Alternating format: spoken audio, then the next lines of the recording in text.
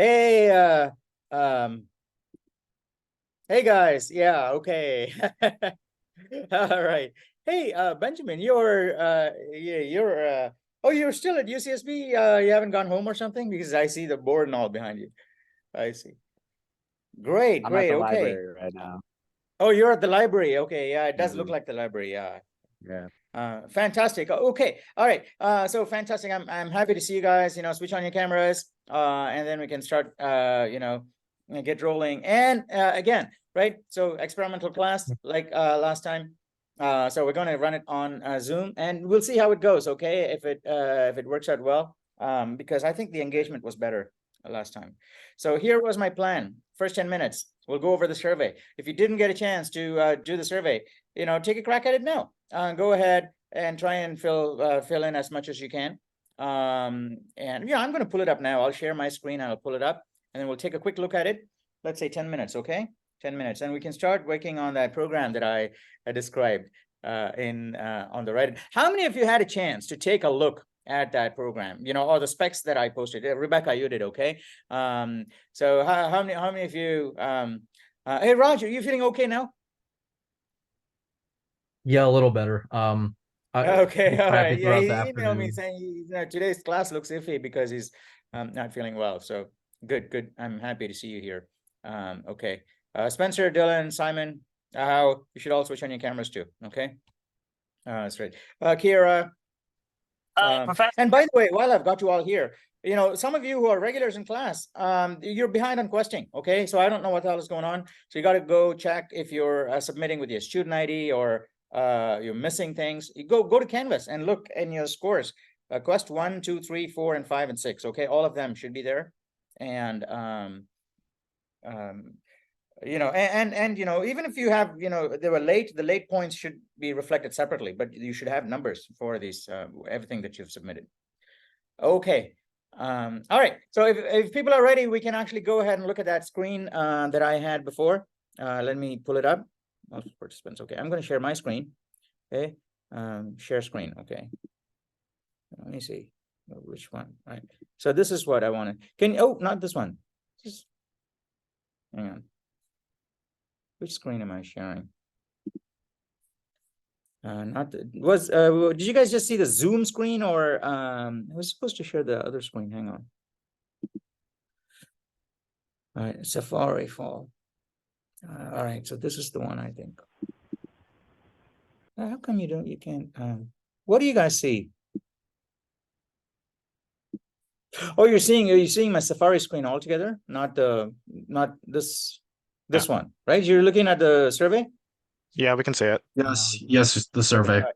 So yeah, so I like this. I like this because it's a quick survey, because it's not a detailed one taking a lot of time to fill in, so students are reluctant to do it. But this one is cool, and that's why I actually sent it out too. Just 3 questions. And so basically what we want to do is, the version that Stacy sent out was I think I actually toned it down a little bit, but maybe I should try that one, because that is more forceful. It says, what should I start doing? What should I stop doing? Right? Go off on tangents, stop doing that. Okay. And what should I continue? I think the other one was, what do I continue doing? Okay. There were the 3 categories, but I thought we're going to stop, start, and continue there. Stop and start too harsh. So I said, more or less than. But we'll try the other one at some point. Okay, so here's what I found, and you can chime in on anything. Okay, no, so nobody's name is tagged against any of these quotes, but if you resonate with one of these, you can say, hey, that is actually cool. And in fact, I actually so more of what I gather from this survey is that you all like doing these class projects, which is actually kind of cool, because I like it too. And this guy kind of the first few quarters that we're actually trying it out, where we actually pick something and work on it in a group.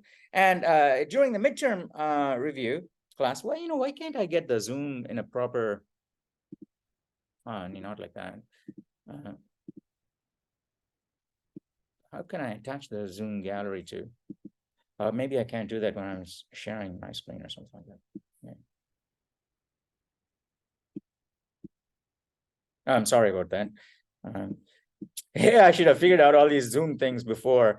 Okay, so yeah, class projects are great. sharing code with the class on Zoom. That is also fantastic, especially since a lot of you guys are online, right? So you're not in class, so that's great. Yeah, more discussion. So if there's anything here that jumps out at you, let me know, because what I see here is that you all like the live coding, and so we'll do more of that, okay? Live coding explanations, more real examples and questions from the test. Well, I'm not going to do that, by the way, okay? Last class I said, well, this is important for the midterm, and this, this is a classic midterm question. I'm not going to do that, okay? These are things that you guys have to figure out. And so you should let me know if there's a problem with that, okay? So I'm not going to give you real examples, and it's because it's not test-based. All right, so that I didn't like. Yeah, asynchronous part and the quests, yeah, I like them too. Commands and functions. Well, it's funny that one of them said, I like to do the commands and functions and what they're in class before we start using that. Or maybe commands and functions. Oh, I see. So one of the students said, before we start using a lot of these, that's my interpretation of this thing here. Okay, this thing here. Before we start using these things and functions in our class projects, we should have a class that goes over. Well, this is what a function is, and this is how you call it. Now, I'm not going to do that. I'm sorry. I can do that separately in a one-on-one that we record and post, but I don't want to make that part of the class itself, mainly because that's not the way the class is structured, because that's more like a traditional environment where we say, oh, this is a function, this is what it does, and so on and so forth. Now we'll try and apply that. No, we just try and apply that and say, hey, we're doing something. What is it? Okay, that's how we're doing it. If you have any suggestions on how we can change that to be more like that, let me know. Okay. All right. Less. Well, someone said, I want to see less Reddit collaboration. I don't think that's correct. Well, I think they meant to say that, I like the Reddit collaboration. I want more of that, because if it's not, you should let me know. Okay. Because, everything I see on the Reddit is great. Everybody is sharing great stuff. Excellent stuff on the forums. Okay. Yeah, non-CS2A related topics you want to see less of. That's okay. Okay. Other than the survey, let me know. Let me know if I start digressing into something that is not directly related to CS2A, and you feel that it takes away from time that you need to understand CS2A material, right? And many of the times it is to do with compilers or the theory of how something happens, which is not really related to what the exams are about. So if we have time, we'll go into that, just like tangents.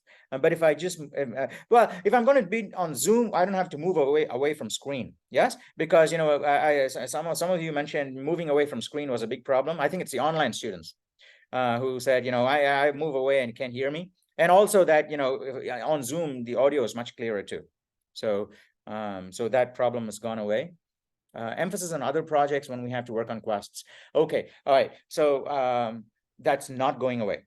Right? So I'm glad I'm getting a chance to look at these your feedback with you. Okay, so one of you at least has said we want less of working on other projects while you have to work on quests. No, okay, you have to work on both. Okay, that's the reality.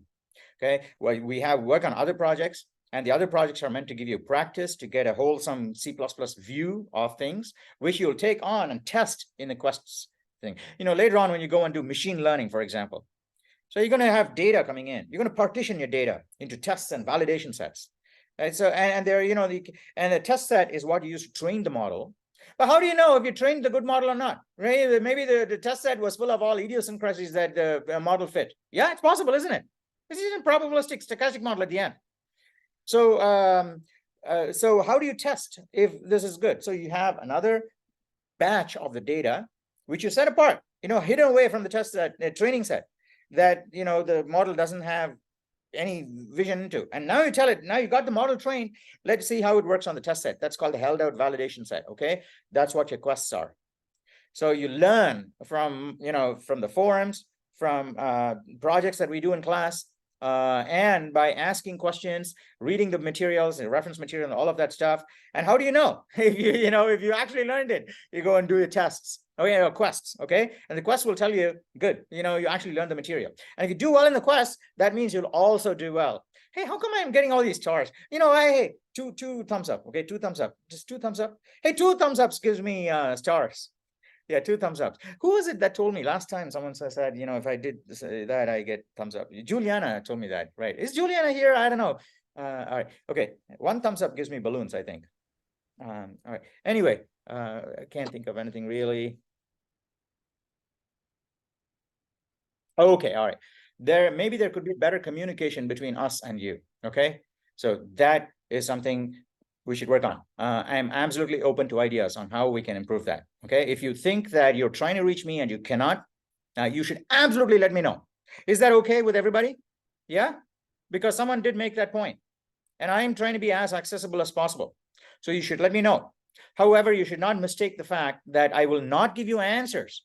And I say you have to struggle hard and find out yourself, because I know where you're stuck. And I'm not going to tell you how. I'm not going to get you unstuck. Okay. That does not mean that I'm not communicating with you, or, you know, I don't listen to you. No, I listen to you and I still refuse because I want you to do that, because I know you can do that. Okay. So if that is what that thing means, yes. Okay. Is that, but if is anything else, if you think that you're not communicating, let me know. Okay.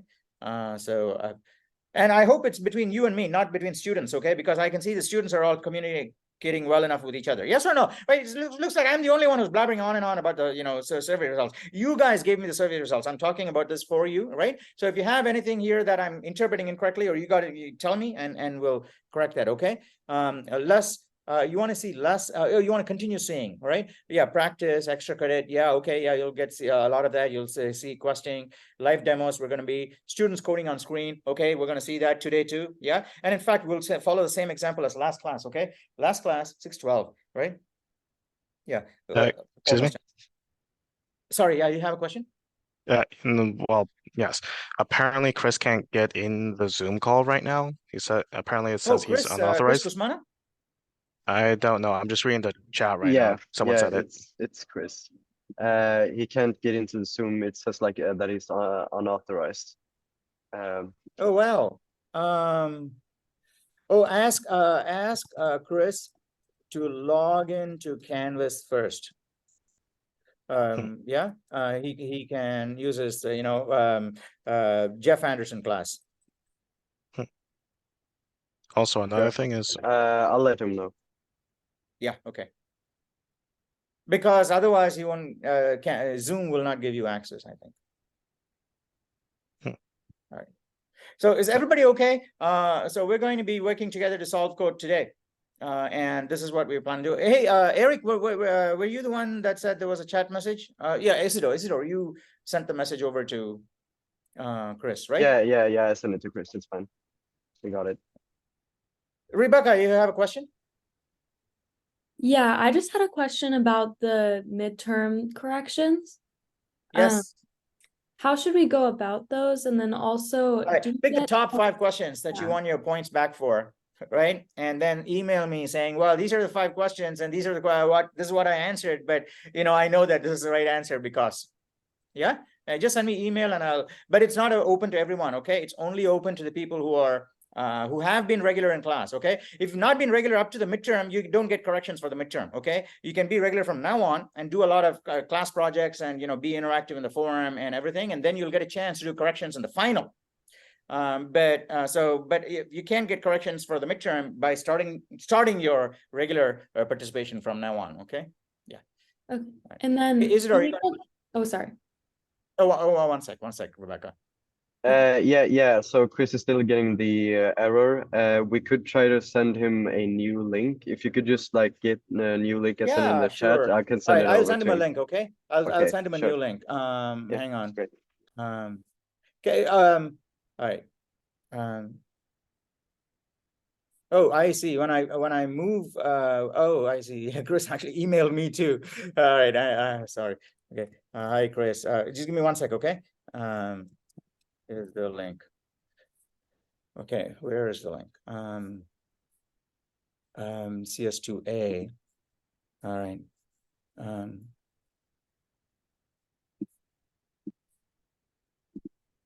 Oops. Jeez.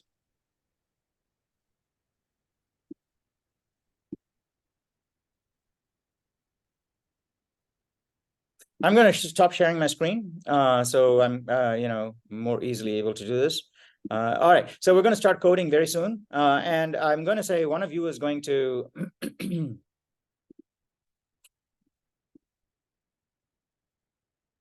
one of you is going to start coding, okay? Actually, 1 second. Here. Right, I've sent it to Chris, so he'll join very soon. And where's my Zoom gone? Okay, fantastic. All right, Mito and Krishav and Hosu, you should also switch on your cameras.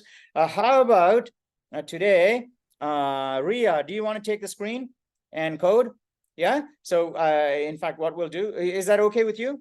Right, you take the screen and then you're going to code, and in a new tab, let's go to the Reddit and pick up that, was it a Reddit, was it in Reddit or a Canvas announcements? I sent information about what we're planning to do today.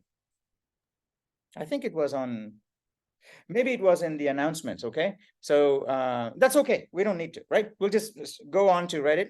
Get the screen, go into, we'll go to online GDB, okay? We'll still use online GDB, and then we'll start using VS Code and other things in the next couple of weeks. Yeah. Hey, Rebecca, you had another question, and I said I'll come back to you, and I didn't. Yeah, I was just wondering if 5 points was the maximum that you can get back on the midterm. Well, I'm thinking, yeah, okay, send me more, but for finals, for the final exam, we're going to say only 5. Okay. All right, okay. For the midterm, could I send you back all of the questions that I got wrong, or only 5? Yeah.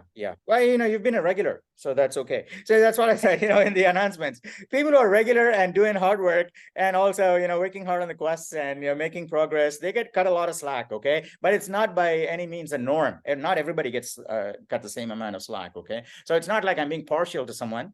Anyone who is doing hard work will get, the benefit of that. How come 2 people have the same logo?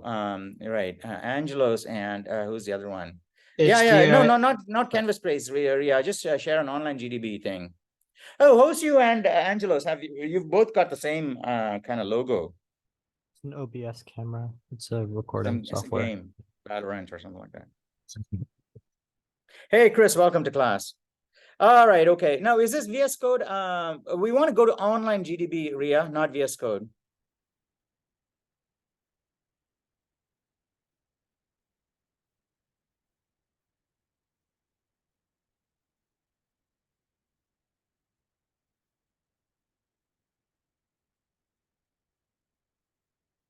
So let me try and remember what we were trying to do. Right. Okay. So this idea was for, creating a bunch of animations on screen. This is actually really cool. And we'll do this. And if this is successful, which I think it should be, right? Either today or by Thursday, we'll actually get it running.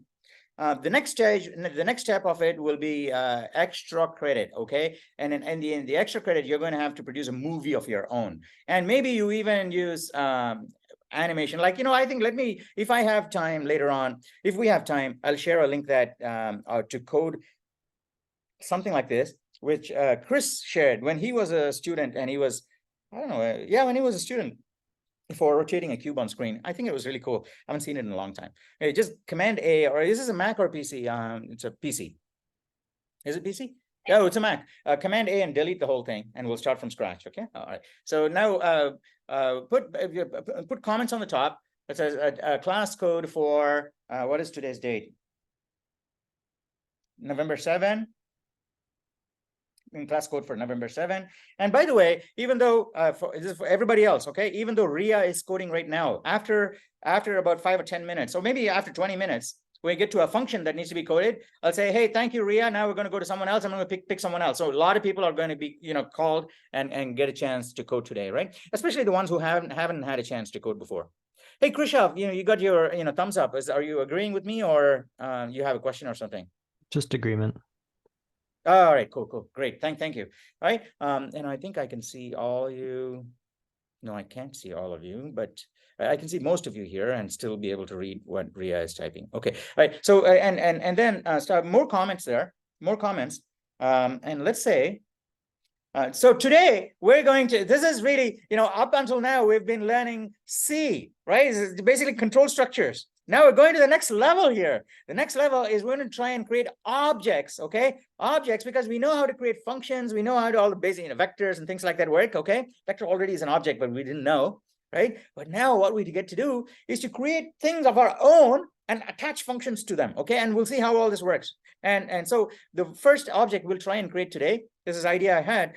We tried doing a half-assed job in a previous quarter, but I think this can be done much better. We'll try it today. Okay, so we're gonna we'll say we will create a frame class. Okay, a frame class. Actually, you know what? I'm trying to just read off from memory of what I wrote in the announcement. So if if one of you has got the Canvas announcement up and I'm saying something that's different from what's in the announcement, you should correct me. Okay, because what I had in the announcement was actually what I thought we can do reasonably today. Yeah. Okay. We'll create a frame object, frame class, and say capital F, right? Capital F for frame. Yeah. Right. Frame class, which contains a vector of strings, right? And let's say a vector of vector of strings. Okay, vector of strings. Now we will also, right, another comment, keep continuing comments until we start coding. Yeah, we will also assume that the length of each string is 80 characters. Thus each vector represents a rectangular block of n times 80 characters.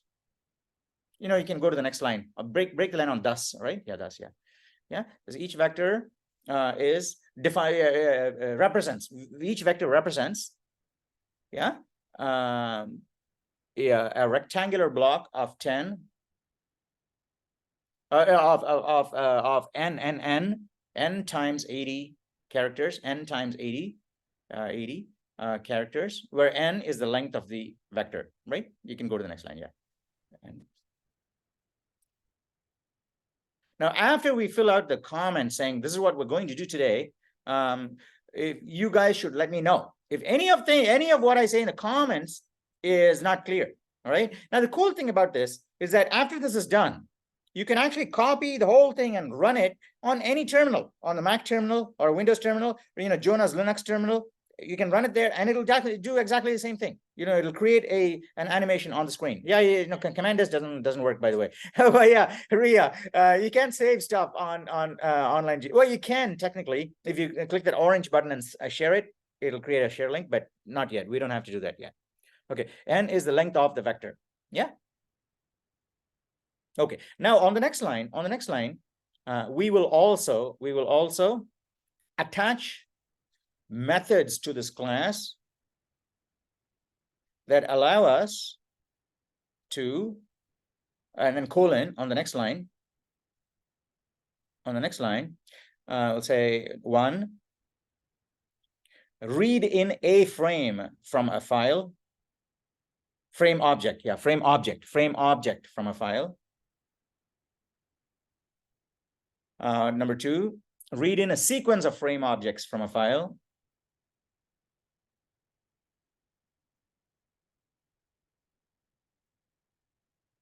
And 3, display a frame of strings at a given location on screen. I think those 3 should be enough. I think those 3 should be enough. Now, okay, picture this in your mind, and you got to tell me if this is enough. What we want to do here, essentially, is that we're going to create, picture this in your mind and tell me if this doesn't work in your head, okay? If it doesn't work in your head, we won't be able to code it. But everybody should tell me if this is okay, and you can get it to run in your, right? Okay, so this frame thing is basically a vector, let's say 10 strings for now, right? It doesn't need to be 10 strings in there. So you got a vector, it's an array of 10 strings, string 1, string 2, string 3, string 4, right? Like the American flag or something like that, okay? Strings in there. Now, we have a method. We can easily write a method that says, go to the location 10, 10 and start displaying all the strings. Yes or no? Previously, in a different class, we wrote a program that says, go to a particular location and say hello world. Yes or no? Yeah? Okay, so we got to somehow find that code. I don't know where that code is. We got to find that code, or just Google around. Maybe Zach or Chris or someone could look around. When we get to that place, we say display frame at x comma y. Okay, what we need to do is essentially move the cursor to x comma y, print the first line, then move to x comma y plus 1, second line, x comma y plus 2, third line, until all of the vectors have been displayed. And the only thing we have to make sure is that each line is printed in a width of 80 characters, meaning that's 80, it's going to be space padded. That means if there's anything already there, it'll be erased by a space. Now, if we do that, we are able to show a frame of characters on the screen, starting from the top, like a flag, yes or no. We got to be absolutely comfortable so far. Are we able to do that or not? There's like 10 lines of code so far. Oh, maybe not 10 lines of code. We got to read in the frame file, right? But essentially, if you've got a frame, if you've got a frame which has got a vector of strings, we want to write a method that says go to that place and start displaying all the strings one after another. Can we do that or not? Now, hands up if you think that it is possible. No, we're going to do that, okay? We're going to do that, right? So Ria, Kira, all right. So yeah, okay, because the thing is, you have to remember that we already did this in the first few classes. You can't forget, because we didn't do character positioning or cursor positioning in a few lectures intervening. It doesn't mean you can forget that, right? So make sure that you're all comfortable with the fact that given a vector of strings, we can go to a certain location and dump it in a rectangle, bam, bam, bam, bam, bam, bam, bam, like that. Okay, we're going to do that. So we're going to write a method, attach it to the frame. Then when we say here's a frame object, call that method, which is stuck to that frame, it'll just go to that location and bam, bam, bam, bam, bam. Okay. Now we can combine that with another really cool trick we know from before, right? Which is sleep. Okay. Now I think there is a command called micro sleep. Okay, and we can find out how to do micro sleep. Well, we can Google and find out. I think it's usleep, but I don't know if it's available on this Linux installation. Actually, Ria, can you Command T and go to another tab, and then type usleep Linux, right? Usleep Linux. Yeah, click that. So what is the include file? Oh, it's on unistd and then usleep. Okay, that's great. Okay, so we can try that. We can totally try that. Okay, so that means that we don't have to sleep for a whole second now, because we're going to have an animation of many frames, one after another. Bam, bam, bam. He's going to create an animation effect. So we'll only sleep for 0.1 seconds. That's 100 milliseconds. Okay, so what we're going to do is read in a frame, display a frame, sleep for 100 milliseconds, then display another frame, the next frame, right exactly the same place. But the second frame is going to be slightly different, because you're reading a lot of frames. The second frame is basically going to be, if there's a person here, the second frame is going to be the same person, but maybe his hand is raised, or or his eyes winking, or moved to the left, or something like that, or dancing, right? So we're going to have a slightly, and we're going to read in all of the frames one after another. Okay, and then dump them all 1.1 seconds sleep between them. And then when we look at it, when we run the program, we'll actually see an animation for, I don't know how long it is, but it'll be really cool. Okay, now we also want, we need more methods. Okay, that's what it is. Read in a frame object from a file, read in a sequence of frame objects, display of all right, that's it. Okay, that's what we're going to do. Is everybody okay with this so far? Yeah.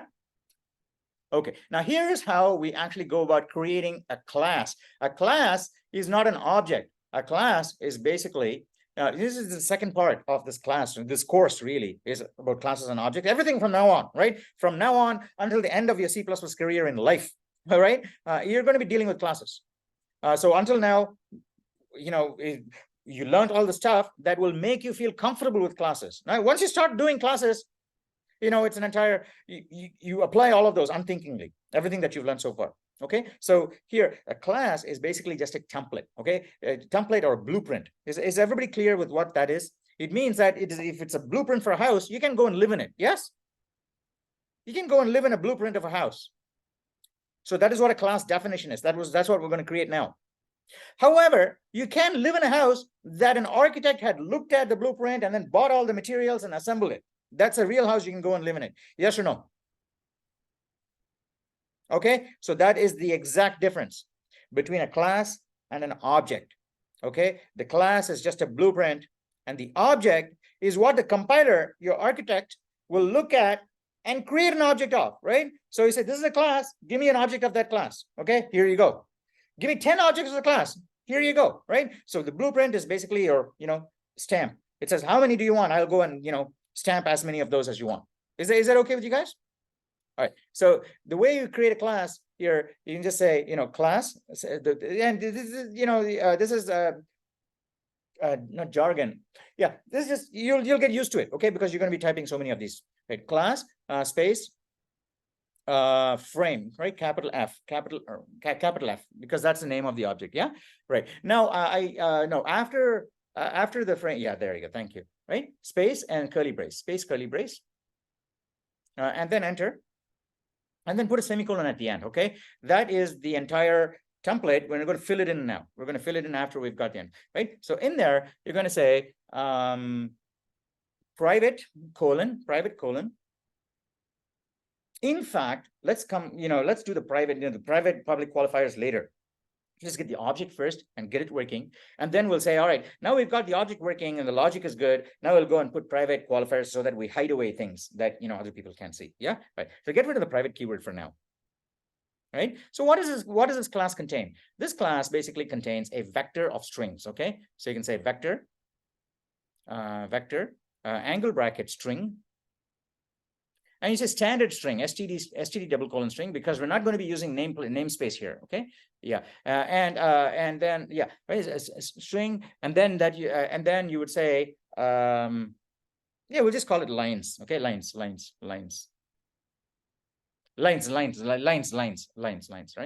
And should we size it here? No, we'll size it in the no, the sizing will happen inside the loader. Right, good, right? So lines. And now, all right. So now enter. Now, by the way, since we're using vector, we also need the vector include file. Okay. So go to the top, line 11 actually. Line 11, yeah, hit enter. But hash include IO stream, because we'll be using something there, right? IO stream. And then also F stream, okay? Because we're going to be loading and, reading from a file. We're going to be reading from a file, and hopefully all of you have had enough practice with the file-based stuff. I think Ben or someone posted one of the programs from, from last class, 5.exe or something like that, which reads and writes a file. Useful. I think reading and writing files is not in the syllabus, but it is in the CID, which means that it is part of the stuff the government wants you to know. It's because, and it's not in the syllabus because it's very straightforward and simple. That doesn't mean you can skip it. So we're going to use it here. And I think there is, maybe I put in one question about file streams in the exam, and maybe you'll get it, maybe you won't, okay? Because it's our question bank. But there is one question, at least, I think, to do with file streams in the exam. All right. So we're going to be using a file stream, vector, hash include vector. Yeah. Yeah, vector. And then put a blank line, before vector, because it's a different kind from the streams. Yeah. All right, great. Okay. Now lines. Now here, what we want to do is we want so put a comment there. Saying methods to do with the class. Right? So methods to do with the. I don't know. We're going to change the comment later on. Okay, this is a lame ass comment there, but we'll go with that for now. All right. So the first one is going to be, the first method is going to be load frame from file. Okay, and let's say size t, return size t. Okay, size t, return size t, space load frame underscore frame. Yeah, load underscore frame underscore. Load frame from file. Yeah, and then open parentheses, and then say standard string file name.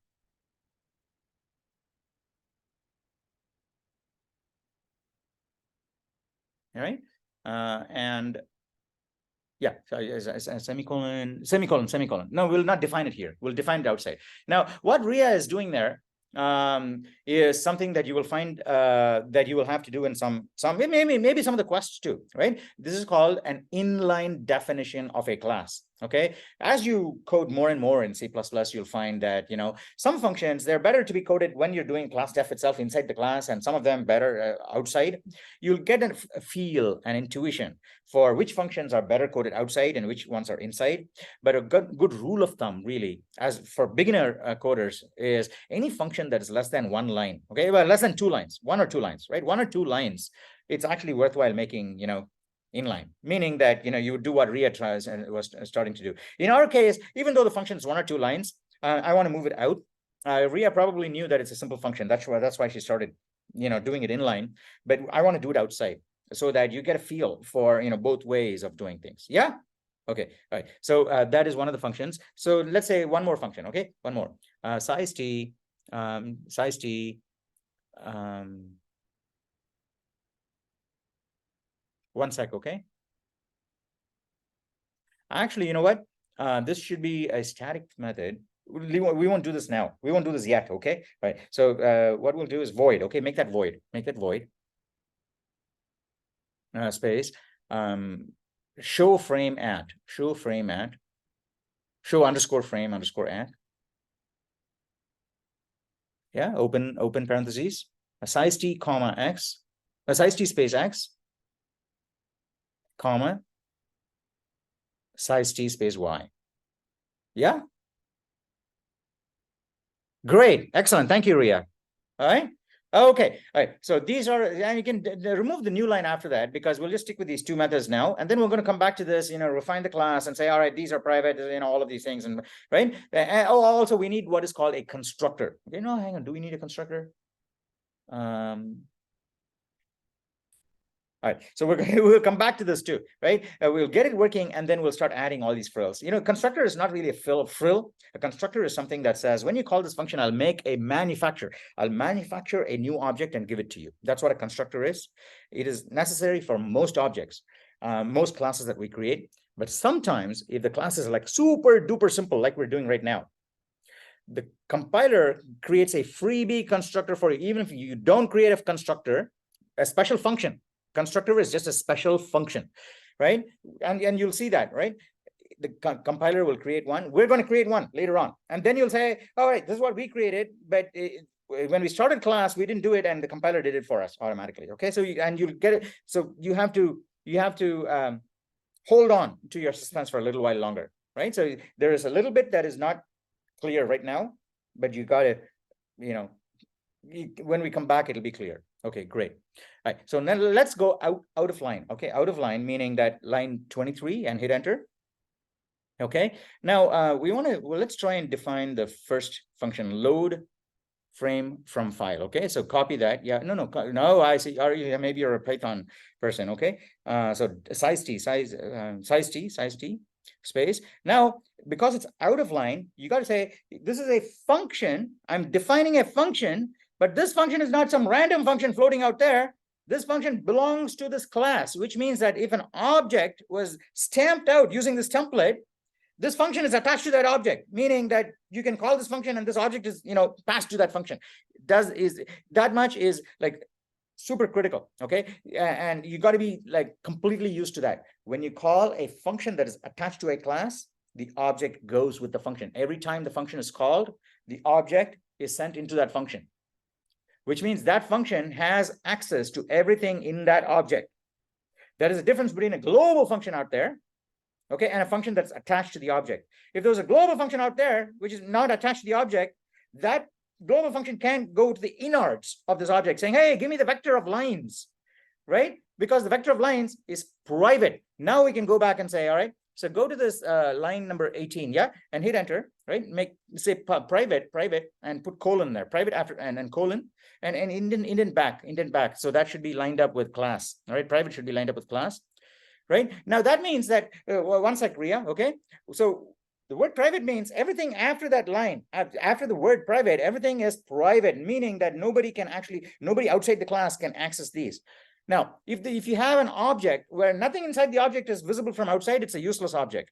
We want to make a little bit visible, and that little bit which is visible will go and access the bits that are not visible. So someone posted, I think it was Isidore or someone just posted a recent thing on the Reddit. No, I think it's Vinayak. Hey, Vinayak, are you here today in class? Maybe he'll see the video, right? So he said getters and setters. What is the significance of using getters and setters? I highly encourage you to go and take a read of his article, of his post on Reddit in the 2A subreddit, and also respond to it, right? For certain things, once you say encapsulation, right? And so these are things inside the object, but I want to encapsulate the object, meaning that now it's nobody can see what's inside the object. It's like a black box, right? You just have to trust this thing called frame, that it's got all the right stuff in it. And you say, hey, frame, go and draw yourself at X, Y. You have to trust it to say, all right, it's got the lines in it, it'll go. So you got to trust it because it's all hidden away. It's in a black box. Okay, that is called encapsulation. Why is it important in object-oriented programming?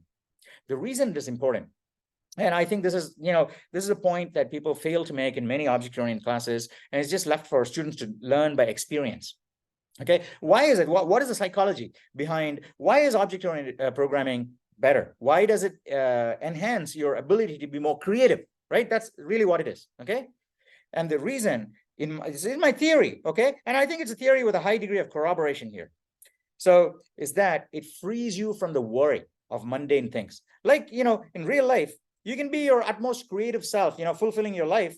If you are bothered by as few other things as possible, so you let go of as many dependencies and say, all right, I can't afford to be disturbed by any of these. So I'm just going to, right? So an object basically says, here, I want to work on this complex art piece or complex program, which requires multiple objects that have been created by all these programmers.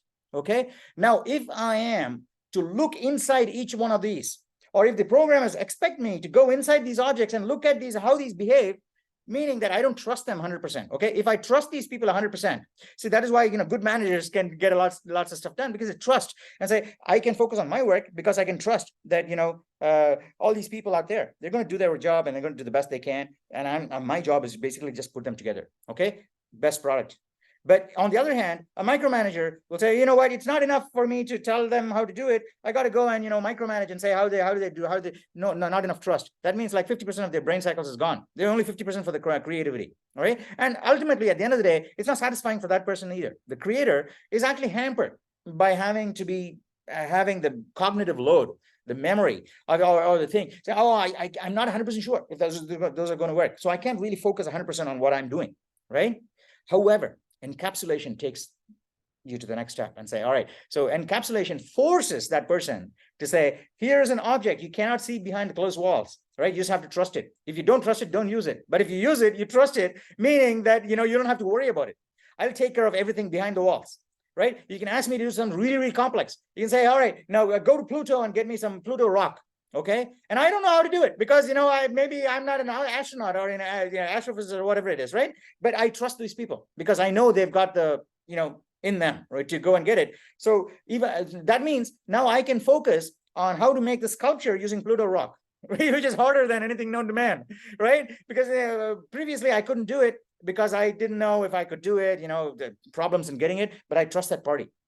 Right. So that's encapsulated from me and say, you go and get it. I'll just focus on what I can do. Now, so far, is that clear? That is the core of object-oriented design. The object-oriented design says, right, whatever you can outsource and trustfully outsource, meaning you can unburden your mind and say, I'm not going to look at it. You can say, all right, go ahead and do it and make everything private so I don't have to look into it. Okay, so that is what gives us this encapsulation. And so getters and setters are basically just, forced encapsulation, saying, all right, see, there are some properties inside this class, inside this object, that common people should not be looking at, because if they look at it and meddle with it, the object will break. And then at the end of the day, if you look at the average consumer out there, when they complain, right, return a product at Costco or any of these places, hey, I bought this, doesn't work, a significant amount of the time it's not the product's problem, it's the customer who didn't do the right thing and broke it, right? They pressed the wrong buttons or overloaded it. I know for CPUs, the people usually, hyperdrive them and things like that, right? So when you do things that are not supposed to be done and you break it, and people will say, well, it's a product. Okay, the product was a poor product. So how do you get around it? And you can say, well, I can get around it by saying, well, you can't do these stupid things, right? I'm going to block it off completely. And that way, that person says, well, I can't do those stupid things anyway, so I'm not even going to think about that. I'll think about what I have to do.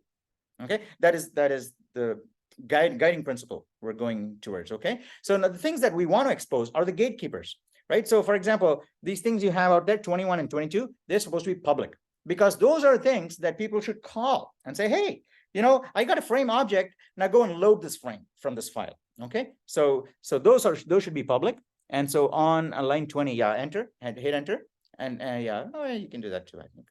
Public and colon. All right. So those two are public methods. Now out here, outside on line 27, size t. Now Ria is going to declare that method and we'll define it. Okay. And the next method should be done by someone else. Okay. Show frame add. Okay. Hey, Ria. So after this method, you can hand over the screen to the next person. Is that good with you? Yeah. Okay, great. Thank you. All right. Yeah. So not that one. We want to do the load frame from file. Yeah. Standard string file name.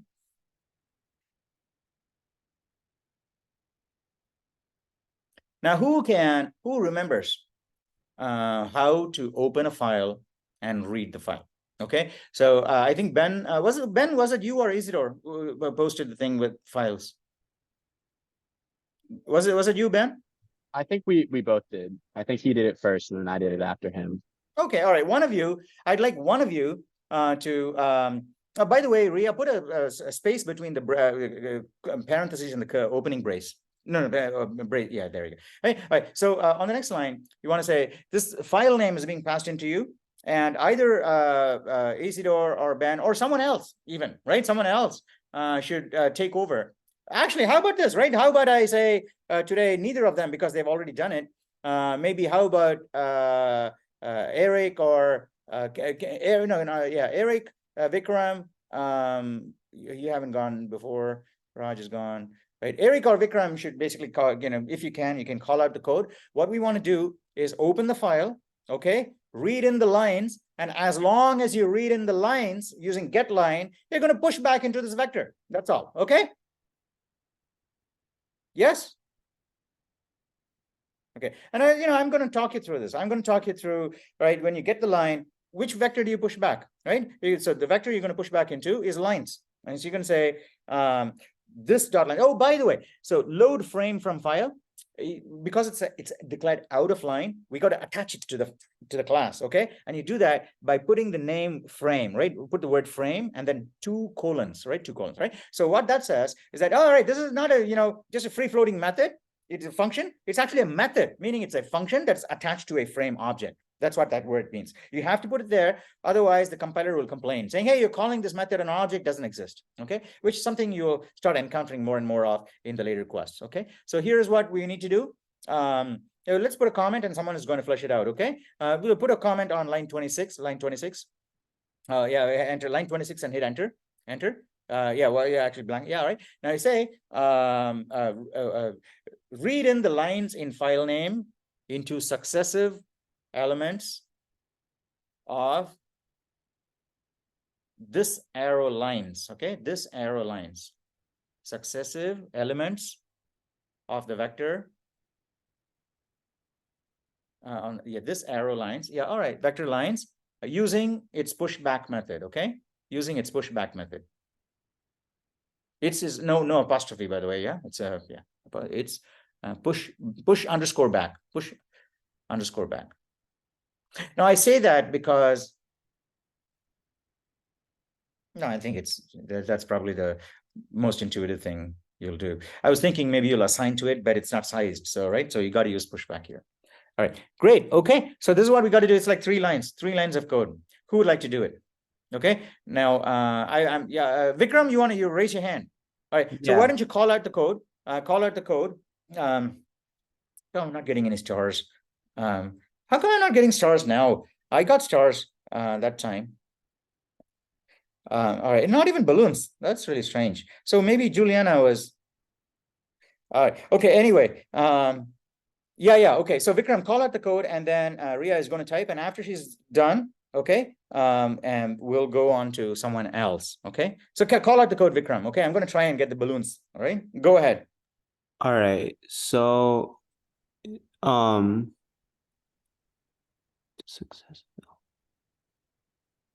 get line.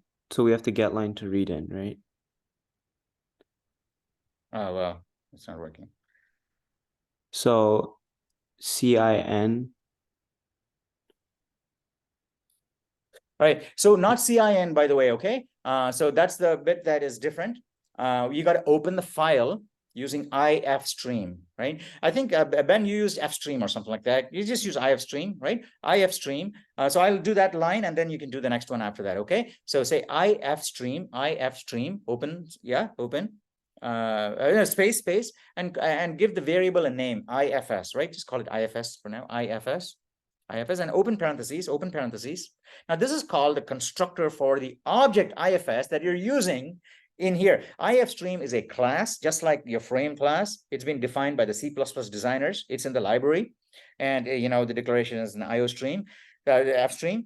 It's a class, and so ifs is an object of that class. Now that object has a constructor which takes the name of a file, and that's the name of the file. So in there you say file underscore name, right? File underscore name. And then no space after ifs so that it's attached, and then put a semicolon at the end, right? Now, one of the things that Ben did, or Isidore did, was to check if it was a valid file before you tried to read in it and read from it. What you can do is, I think this will work, okay? On the next line, one more, on the next line, one more. Say if, and then vertical bar. No, parentheses, vertical bar ifs, return 0, right? What that means is that if that's it, if not ifs, what that means is if not ifs, right, return 0. What that means is that if the file was not opened successfully, return 0, meaning I read 0 lines. Okay, now we're going to put the on line 27, hit enter on line 27, return the number of lines, read. Okay, well, technically you don't need to, because it's in the vector, you can always get it. Return the number of lines left, right? Okay, so now it's going to return 0 because right now, one of the things that one of you has to check on Google is whether file stream object works in a Boolean context. Now, this is called working in a Boolean context. Boolean context means ifs is an object. Yes, it's ifstream is a class, and we're creating an object of that class. So ifs is basically an object. Now, what we're trying to do is doing not ifs, meaning we're evaluating ifs an object as though it is a Boolean. Not is a Boolean operator, isn't it? Yes, it takes true and makes it false, and false and makes it true. So not of an object is called treating the object in a Boolean context. Does it make sense? Okay, now the cool thing is that C++ lets you do that, okay? If the designers of that class had thought of this possibility, they would have created that overload. It is called an overload, and you will be creating overloads like this for objects that you create, meaning that this object can be interpreted in a Boolean context, okay? So that's what we're trying to do there. It may not work if they hadn't implemented that. We're going to try, give it a shot anyway, okay? So in fact, in another tab, or someone can do a Google, you can open a tab. This is what programmers do all the time. Open a tab, let's go, right? And type in, can C++ ifstream be used in Boolean context? Okay, so that's what we're trying to look for, right? Boolean context. Hey, Brian, welcome. Right, you weren't here before. Were you there before? You just joined? I joined 30 minutes ago. All right, okay. Anyway, I didn't see you before. Yeah, fstream. What does it say? Can you use it in ofstream? Convert to Boolean? Yeah, okay. Try and do that. ifstream, ofstream. Yeah. Can you do a not there? Oh yeah. Check if the flags. What does it do? Yeah, that's what they want to do, right? I have bad English. If look at the answer. Look at one of the answers. That's what we're trying to do too, right? Consider uses operator bool, right? So returns. Oh yeah, okay, great, excellent. So it'll return null. It is going to work. Okay, it's going to work for us. I think, right? So we'll leave it like that. But you can look at that page later on, guys, and make sure that what I read was correct. Okay, so this says that if ifs, the object is bad, meaning the file didn't exist or something like that, or didn't have permissions to read, it'll just say the object is bad, it's false. Okay, so that thing works. Okay, now what we want to do is Vikram is going to take over, and instead of reading from CN, read from ifs. That's the only thing. Okay, that's what you started doing, and I wanted to put this in place before that. Yeah, Vikram, is that okay? So now whatever Vikram says, you can just type that in. I think what he was going to say was, read in the file, read in the lines, and every line you just push back on lines. and obviously you need a string variable called lines, yeah, or line string variable called str or line or something like that. We're going to read into that string variable and push the string variable into your vector. Go ahead, Vikram. Yeah, so we're gonna have a string variable, so string str or std string str, and then we're gonna like declare that, and then on the next line we're gonna have cin, and then ifs, cin parentheses ifs, and then No. So IFS is already your CIN from now on, right? Oh, okay. In other words, Yeah. you're going to treat IFS as though it is CIN. Oh, okay. Instead of reading from the console, you're going to read from a file. Oh, so we're gonna do the get line then ifs. Exactly. So Okay. in fact, you're going to keep on getting lines in a loop. You're going to keep on getting lines. As long as you get lines, you're going to push them into a vector. Yeah, two All right. lines. So then get line, then parentheses ifs, or get line parentheses ifs, and then comma str, and then in the parentheses, keep that in the parentheses, and then we're gonna so yeah, semicolon, and then enter to the next line. We're gonna push back in the vector. So lines dot push underscore back str in parentheses. Yeah.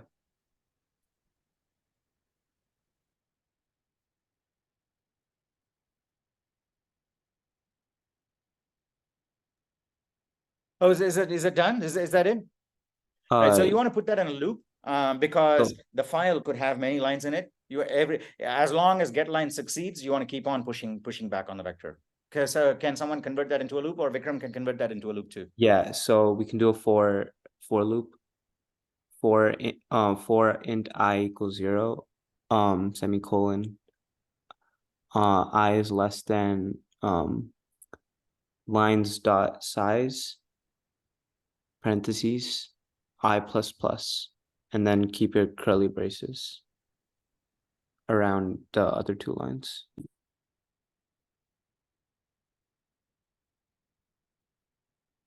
Right, we're getting somewhere. Okay, it's definitely in the right direction. So you're going to change this now. Okay, you guys are going to change it now. Don't go away, Vikram. Okay, so now when the for loop starts, what is the size of lines? Well, how many elements does lines have in it? Would it be like 0 so far? 0, yes. Okay, so the very first time the for loop runs, it's going to be I equals 0, and is I less than 0? No, yes? Yeah. Okay, so it's not even going to enter the loop at all. Yeah. So one way to fix that is, instead of using the for loop there, we have to resist our temptation to use sometimes the for loop is always the easier loop to use and always spring to our mind first. But the while loop in this case is actually more appropriate, and you'll start feeling it yourself too, I'm pretty sure, right? So while loop is more appropriate because we already have a stopping condition. A stopping condition is when getLine fails. Yeah, as long as getLine succeeds, it's true. Yes or no? As long as getLine succeeds, you want to take that line and stuff it in the vector. If getLine fails, there's nothing more to stuff. You can exit the loop. Yes or no? Okay, all right. Use that and try and do this in a while loop. Okay, yeah.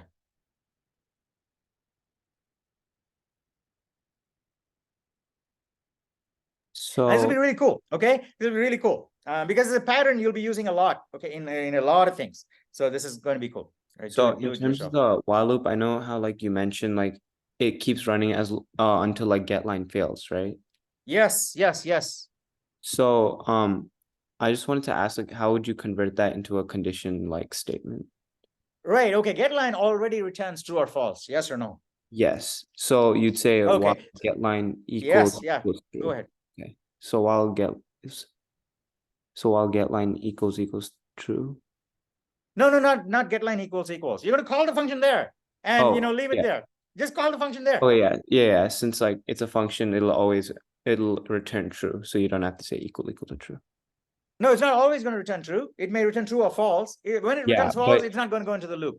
Yeah. Right. So you don't need equals true. Yes, it'll return some value, true or false. Now, this part is very important for everybody to be utterly comfortable with. Okay, what we're doing there is essentially reading the lines. Okay, and as long as the lines are being read, we're going to stuff them in a vector. Now, you don't need that second get line inside of the loop. You can get rid of the line altogether, right? And since there's only one line, you can even get rid of the braces, right? And after the while loop, you're just going to return lines.size. Yes. Okay, now that function reads all the lines from the file, stuffs them into the vector, and returns the size of the vector. And it's attached to this class, which means that when you make a frame object saying, this is, Rebecca's frame, okay? And you can say Rebecca's frame dot, what is it called? Yeah, Rebecca's frame dot load from file frame file .txt, okay? It's going to go read that and load it into this object that's called Rebecca's frame. Yeah, so that's essentially what it's going to do. Now, you can create any number of frames like this. When we've got this basic thing working, what we're going to do is write one more function, which is going to read a sequence of frames from a file, slightly more involved version of this, which is basically going to say, instead of reading one frame, read many frames. And we're going to make the, say, all right, in this one file, you have lots and lots of frames, but we're going to somehow distinguish between, well, that is the first frame, this is the second frame, third frame, and so on. We'll use the first character as a control character, like, they have audio, and in the ancient movies, right? Ancient movies, the soundtrack was actually coded optically on the side of the, the film itself. So if you look at ancient film, cellulose, or, that film, you'll see those black lines. That's and when they project it on screen, you can actually see those scribbles on the side. That's actually the audio. The sound that you hear is being coded in the visible part of the screen. This is really cool. This is crazy trivia that I picked up from a long time ago when I used to watch these movies. Movies were like that when I was a kid. All right, so all right, so that's what we're going to do later on, not now. We're going to write a function that's going to given a vector of frames. It's going to read in many frames from a file and put them all in a vector of frames. A vector is already a vector of lines. Remember, okay? A frame already has a vector of lines inside of it. Yes or no? Raise your hands if you agree with me so far. A frame is an object that already has a vector of lines inside of it. Yes, Ria is the only one raising. Ria, all right. Vikram, okay. Eric, Rishabh, all right. So quite a few of you, right? I want all of you really to say, so far you're okay, right? So the next level is going to say, well, a frame has a vector of lines, but I want a vector of frames, okay? This is the next level. So it's a vector of frames. Each of those elements has a vector of lines inside of it. Okay, that's a vector of frames. Next level, it's what we're going to do with the vector of frames is say, animate this vector of frames, okay? And that will display the first picture, 0.1 seconds, second picture, right? Because it has a vector of frames, 10 pictures. And, and 10 pictures shown 1 second, right? First picture, 0.1 seconds. Second picture, 0.1 second, right? And then you'll see that they're all displayed in the same place. You'll see the animation, right? And when we've got that working, you can have icing on your extra credit project to say, all right, I'm going to take that and actually create a real movie, with text and all, right? And that should be really fun. All right. Okay. All right. Now, what was the other one? Right, size. All right, avoid show frame at. Okay, Ria, thank you so much for typing. All right, and thank you for typing ahead a little bit, and also thank you for waiting when I so that everybody's on the same page. Great job. Okay, all right, thanks. So I want I'd like to say, all right, Vikram had a chance. Unless someone raises their hand, I'm going to go with either Eric or Hal. Right, Eric or Hal, do you guys want to code? One of you, right? This function. You're going to code this function. We're going to talk you through this code, okay? I'm going to talk you through this code. It's going to be like super duper simple, and hopefully someone has already found a way to move the cursor to I think escape. I may remember it, okay? Escape. We'll ask Chris. I don't know. It was Did Chris was they here somewhere. post the code for that class on the Reddit? Because if so, I could try and find it. Oh yeah. This particular one. Who's going to code? Who's going to code now?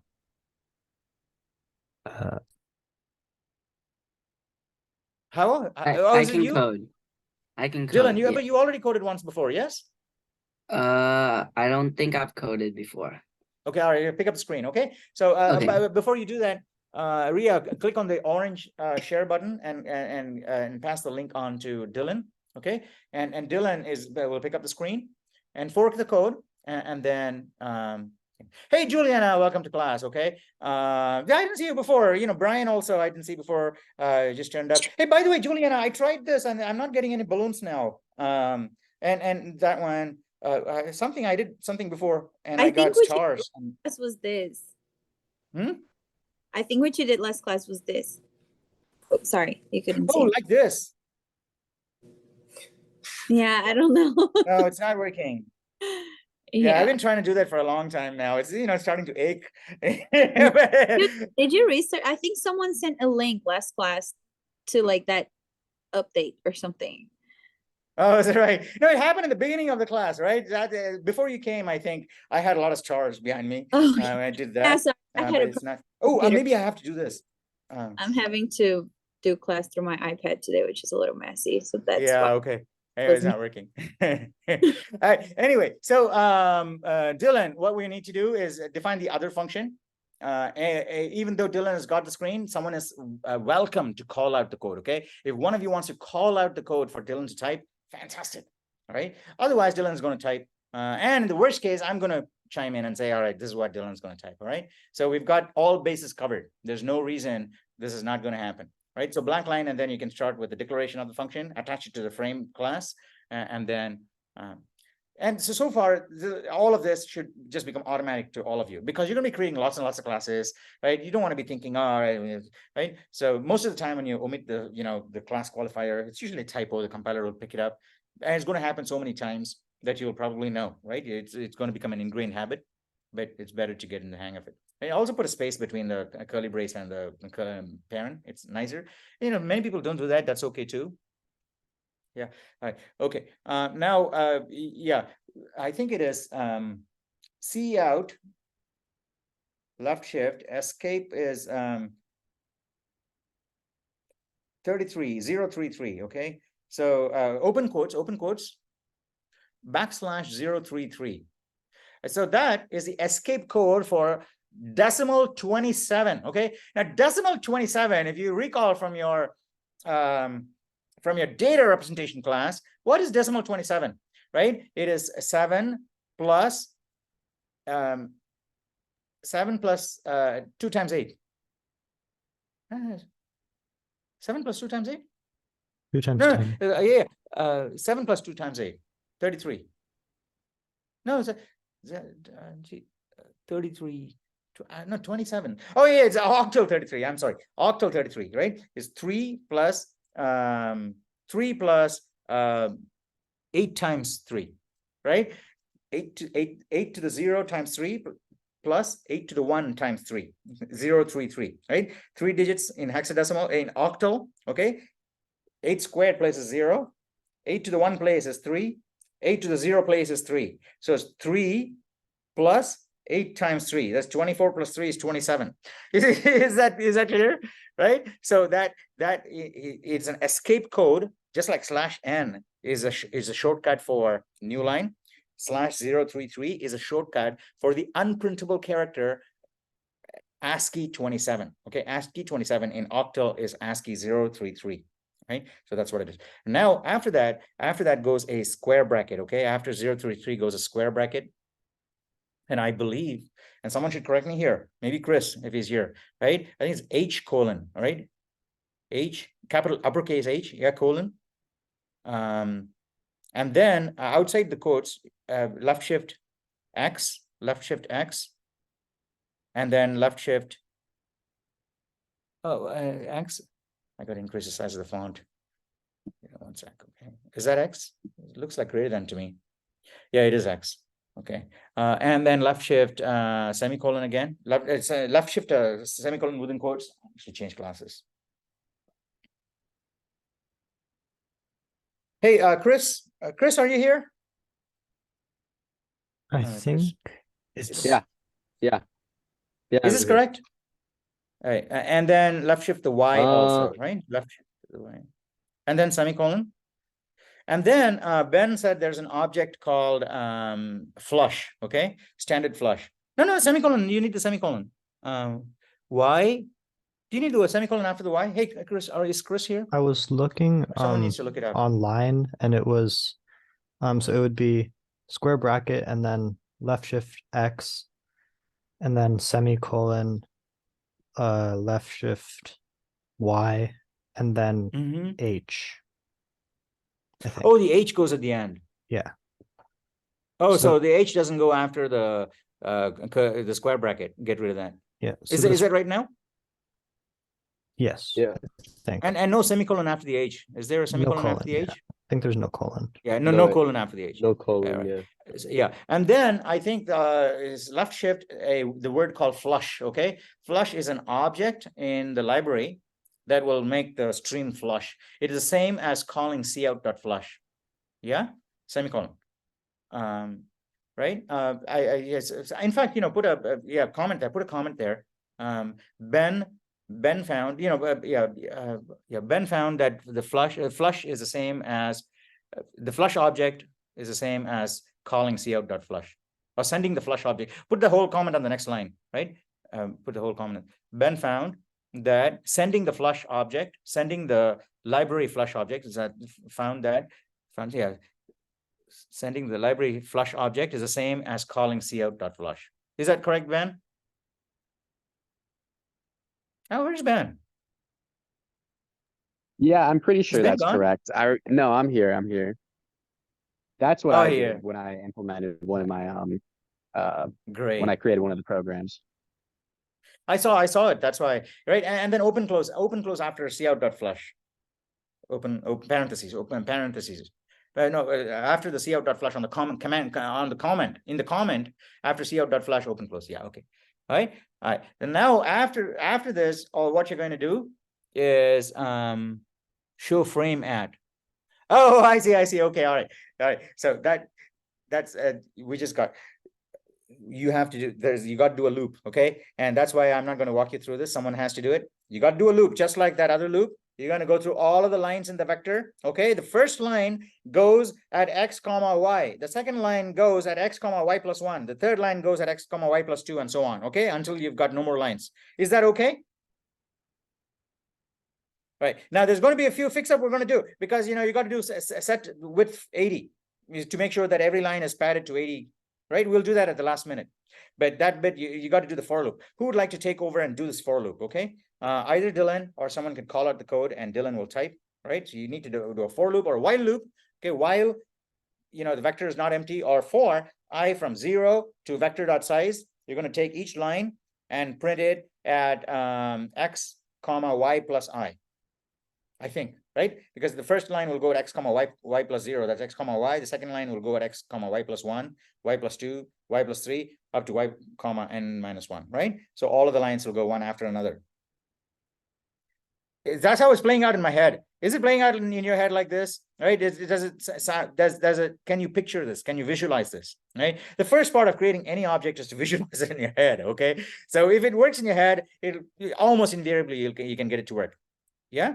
So let me know if so far is this okay with you guys. Krisha was the only one who had his thumbs up here. Is everybody else okay with this? In fact, what we should do is not move on. Okay, not move on until all of you say okay, because otherwise there's no point, right? Because I know that all of you say group coding is great, class coding and live coding and everybody working together, but we're not really working together. I'm two of us are typing and everybody else is silent bystander. That's not working together. Okay, live coding means everybody is active and calling out, talking to each other. Okay, so is everybody okay with what we've got so far? Okay, so we're going to do a loop. So Juliana is the only one, and okay, Justin raised his gave me a thumbs up, but everybody should be doing that. Everybody should be getting balloons. Okay, balloons and saying, all right, yeah, Kira, thank you. All right, so everybody should be thumbs up, otherwise we're not moving forward. Okay. How about I actually, for a change, I see everybody show me a thumbs, okay? Everybody here. I want to see if anybody gets balloons, right? Hey, Spencer, no? Right. Hey, Vanessa, is it Vanessa, Vivian, all right. Hey, Mado, I can see your thumbs, okay? Obviously, I can see the ones who are not got their, Justin did already. Okay, everybody's okay. Eric, I can see your thumbs, okay. All right, and Dylan is typing, that's okay. Vikram, you good too? Excellent. All right. Okay. So this is what we're going to do. Someone has got to do a loop. I'm going to do a loop and print all of the lines in the vector at the corresponding locations, x comma y plus 1, and so on, all the way to the end of the vector, right? 2 lines. It's a for loop with 2 lines. Hey, I got balloons. I got balloons. Did you see that? So basically, it kind of decides on a whim, really, when to give me balloons or when to give me stars. Try with like okay. 2 peace signs like this. I think that's one. Hmm? Like 2, yeah, like this. Yeah, but with both hands. Maybe put them down. Hey, maybe it's taking a little while to recognize it. Okay, I think it's if I had it up here for long enough, it'll probably pick up. Okay, it's probably the software. It's slow. I don't want to be, hands up here. It worked with your It's thumbs up. You funny. got fireworks. Yeah, thumbs up, you get fireworks. I think you need to use both hands or something like that. I got it before I forgot. Right? It's fun to discover these things. Okay, cool. So who wants to do the loop? Okay, Dylan can do it, or someone can call it out. We got time, by the way. Okay, we got time to do more stuff too. And obviously, I can hang around today, so I don't have to kind of catch a train or anything. So I can hang around until you guys are bored. Okay, and we'll get it going. So it'll be fun.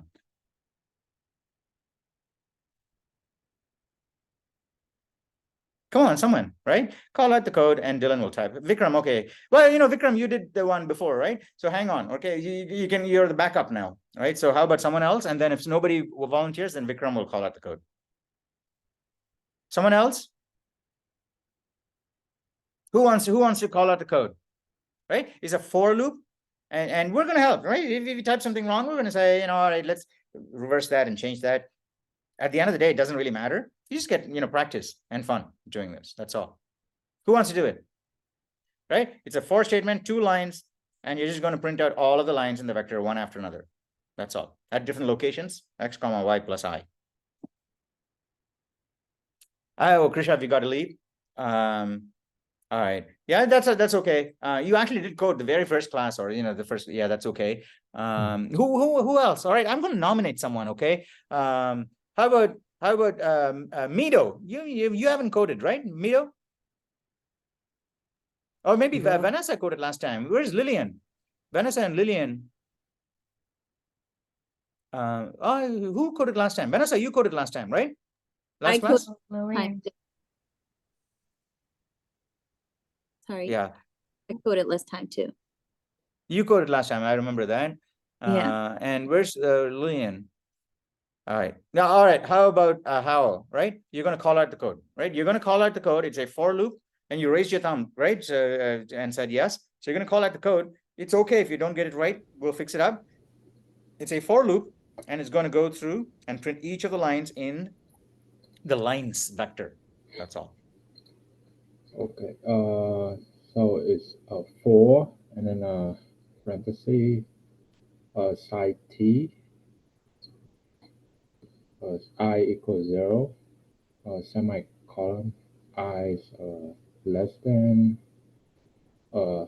line dot side, and then parenthesis, open, close, and then semicolon, I plus plus. And then so we'll go with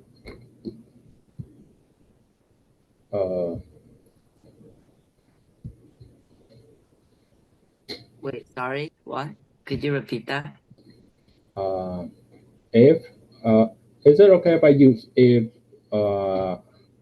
open I is less or equals? No. What you want to do is, you see that C out line on 43, line 43? Yeah. We just moved it to x comma y. That's not where it's supposed to be. That needs to be inside the loop, because each line needs to be positioned at a different place. Yeah. So you want to cut that line and put it inside the for loop. You cut line 43.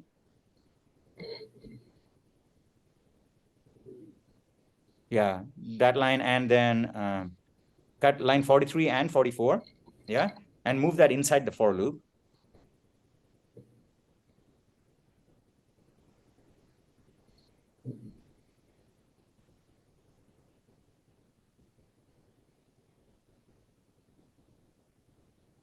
Yeah, and then indent properly, right?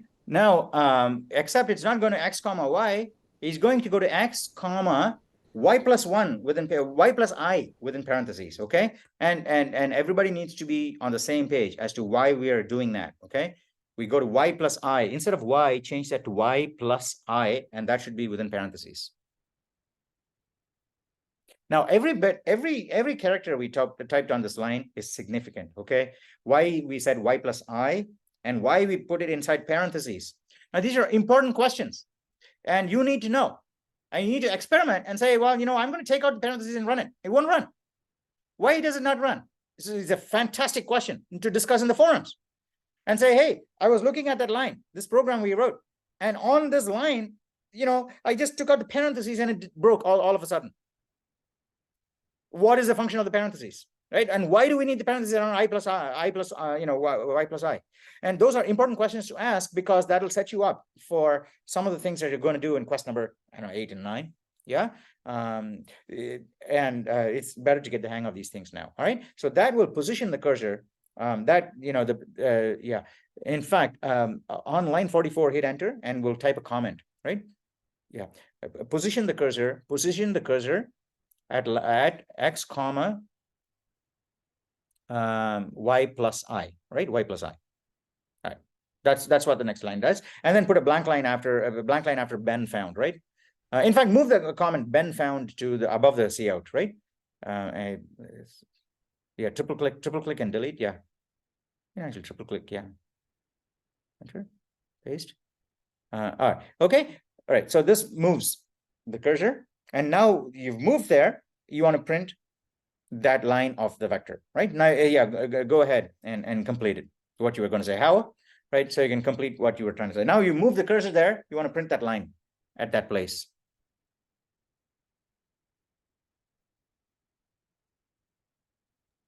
I think you're muted. So it's if open parentheses, it's slide eyes greater equals stop underscore line.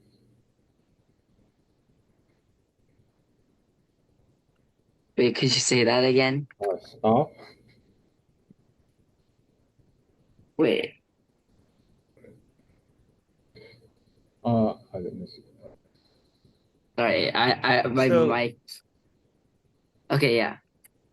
Go ahead, Dylan. You were about to say something. By the way, I think Dylan is trying to say you don't need an if statement there, right? Because you're at the place already. All you need to do is just see out the line that you have at that point. You don't need to do anything. So you can just say see out and then push the line, right? Push the line. What is it? Line square bracket I. Lines square bracket I. Right? And then after that, well, you can put an endl after that. Put an endl after that. Well, technically, you don't need an endl, right? You don't need an endl. You can put a comment there saying, do we need this or not? Do we need an endl or not? Discuss in the forums, okay? Do we need an endl? Discuss in the forums. Discuss, right? Discuss. And you don't need an endl there, but, to reason why you don't need an endl, it's probably a paragraph. And it'll give you a nice post on the Reddit, okay? Say, hey, we wrote this and we put an endl there, but, the prof said we don't need an endl. Why, right? So now, so far, is everybody clear what this does? In fact, what we can do is take this one step better. You see that, yeah, okay, we can have the flush. That sounds fine. We can combine I was going to say we can combine the two couts, right? By taking this lines of I and putting it on the first cout itself. So, the for statement only has one. There's only one statement inside the for. That's okay. Those things you can do by yourself. Yeah, just minor beautification touches. The final polish you can apply on your own. But these two lines pretty much encapsulate the logic that we want this function to do. So far, is everybody clear? Right? So what this function does is basically take that frame, all right, go to a place on the screen, position the cursor there, print the line. Then position the cursor on the next line, print the line, okay, and so on and so forth. By the way, one thing I wanted to confirm is that escape code that we ANSI code, Is it row comma column or column comma row? We have X comma Y, right? Hey, can someone look up and tell me if X and Y are correct? Meaning, are we using the row and column in the right way according to this positioning? Yeah. Someone tell me, right? I will find out, obviously. Hey, Chris, what is it? Is it row comma column or column comma row? Yeah, X comma Y. it's line comma column. So yeah, X, Y is correct. So this is correct then, isn't it? Yeah. Oh, in fact, what we should do is instead of X and Y, call them a row and column. Okay. Yeah, I think we did this once before and we did exactly the same thing. Don't call it X and Y, call it row and call, right? Row and call.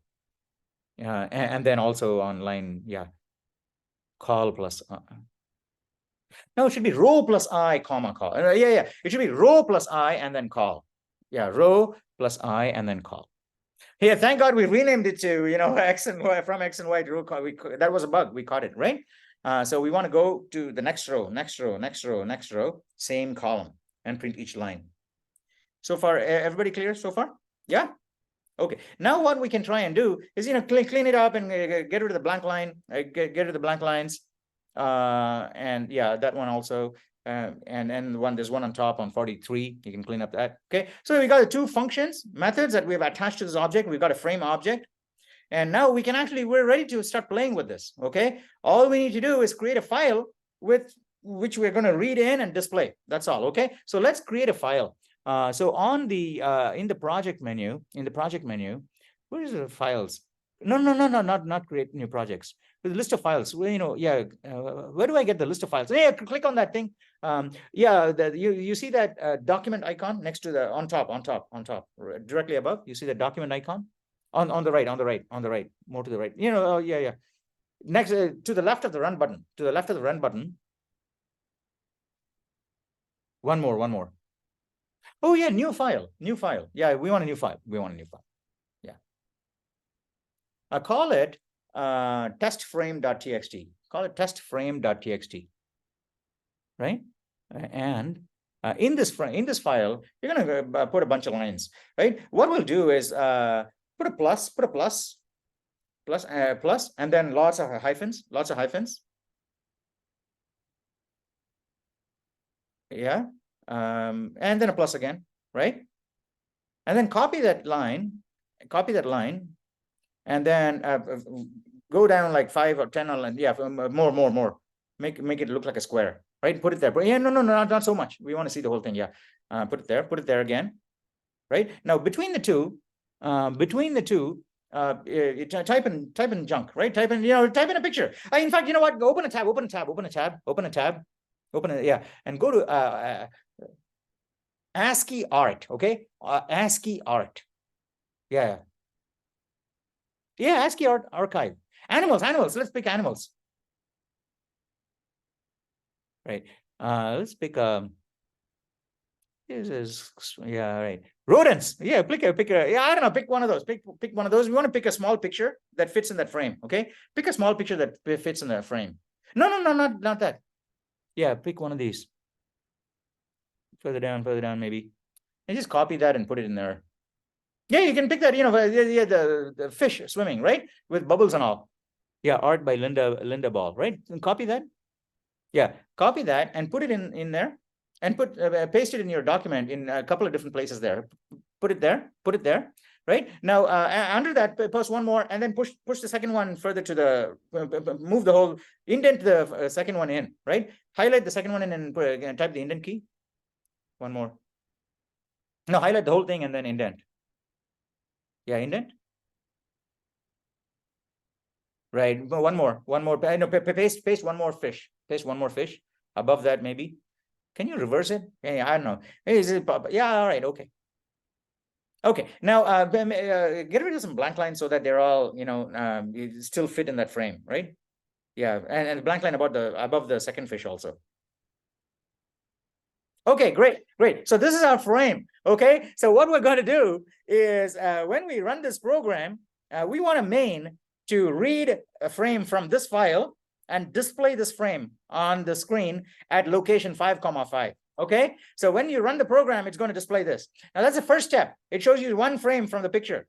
Now the next thing we're going to do is create a file with many of these frames with the fish moving, right? The fish is here. On the next frame, the fish is here, and so on and so forth. There's the fish is moving through the frames, and you'll see the animation in 0.1 seconds, okay? Fish actually moving through the screen and the bubbles floating up. We can do all that, really cool, okay? I think so.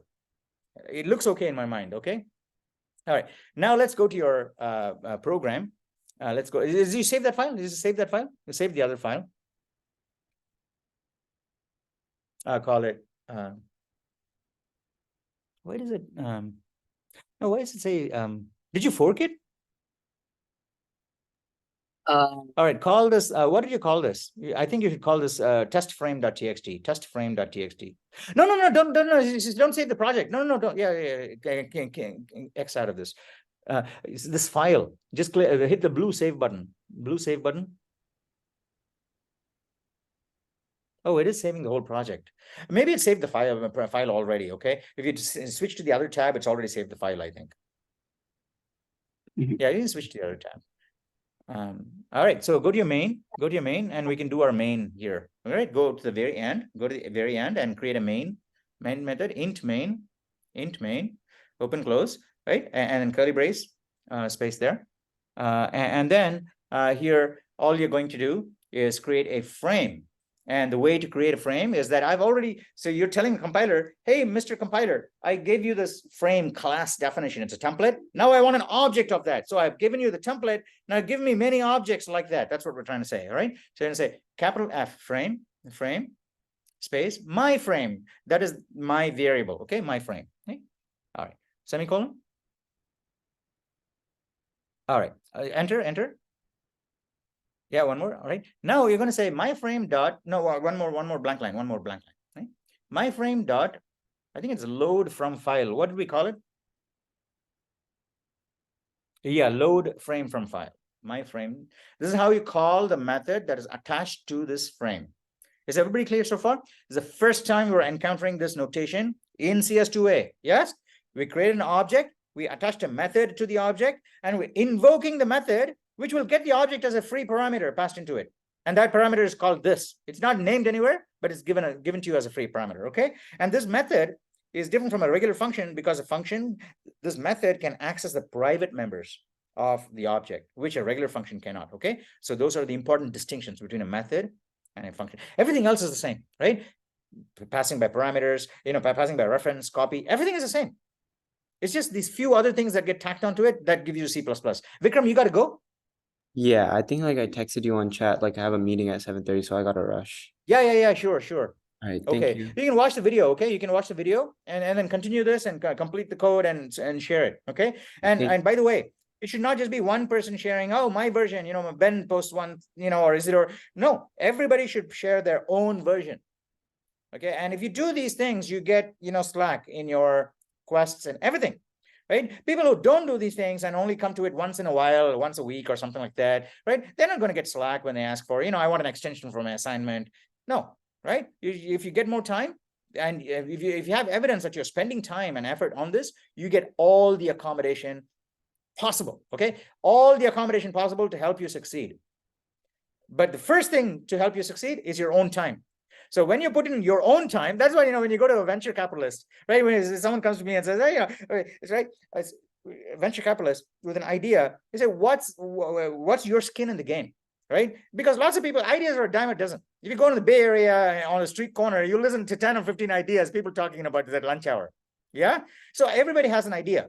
So when you go to a venture capitalist or someone who's, putting their money into your idea, they'll ask you, what is your skin in the game?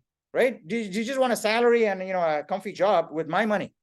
That's not going to happen, right? You say, no, I sunk in my own money. 100K of my own money is in this project. I want 100K more from you so that, I'll be 50% in the project.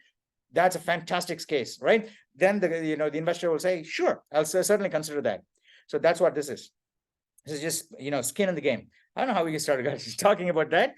But basically that's what it is. You put in your own effort, and then you'll be rewarded with unlimited effort from everybody else, your classmates, me, your tutors, everybody saying you're putting in the effort, so I'm going to support you to the end of the world. Okay, so that's every teacher feels the same way. And, you know, usually also when people complain saying, I'm not getting any help, it's just that, you know, well, everybody's willing to help in the STEM Center too, but you got to show that you're ready for the help, right? Getting ready for the help takes a bit of effort. All right. Okay. All right. So, and it does that. And then the next line is just going to be my frame dot show frame at 5,5. All right. That's it. Okay. That's it. We got an entire program. I think if we compile it and run it, we should actually see that picture at 5,5. No, you don't have to. Yeah, you can actually run it. I think we can. No? All right. Let me fix these errors. What is it? Vector, not the.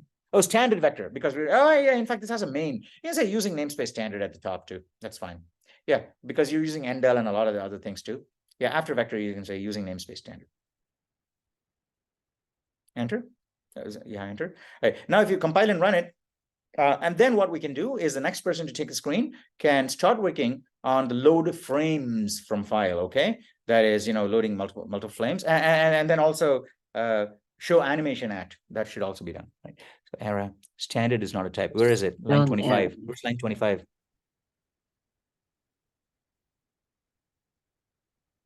Oh, standard double colon, not single colon. Yeah. All right. Try again. Compile. One more. Compile. Yeah. Oh, I see. Is that a vertical bar? No, it's not a vertical bar. It should be an exclamation mark. Hey, I'm sorry. I couldn't see clearly with those glasses. It's not a vertical bar. It should be an exclamation mark. Did you change it now? It is changed. Okay. Did you run it?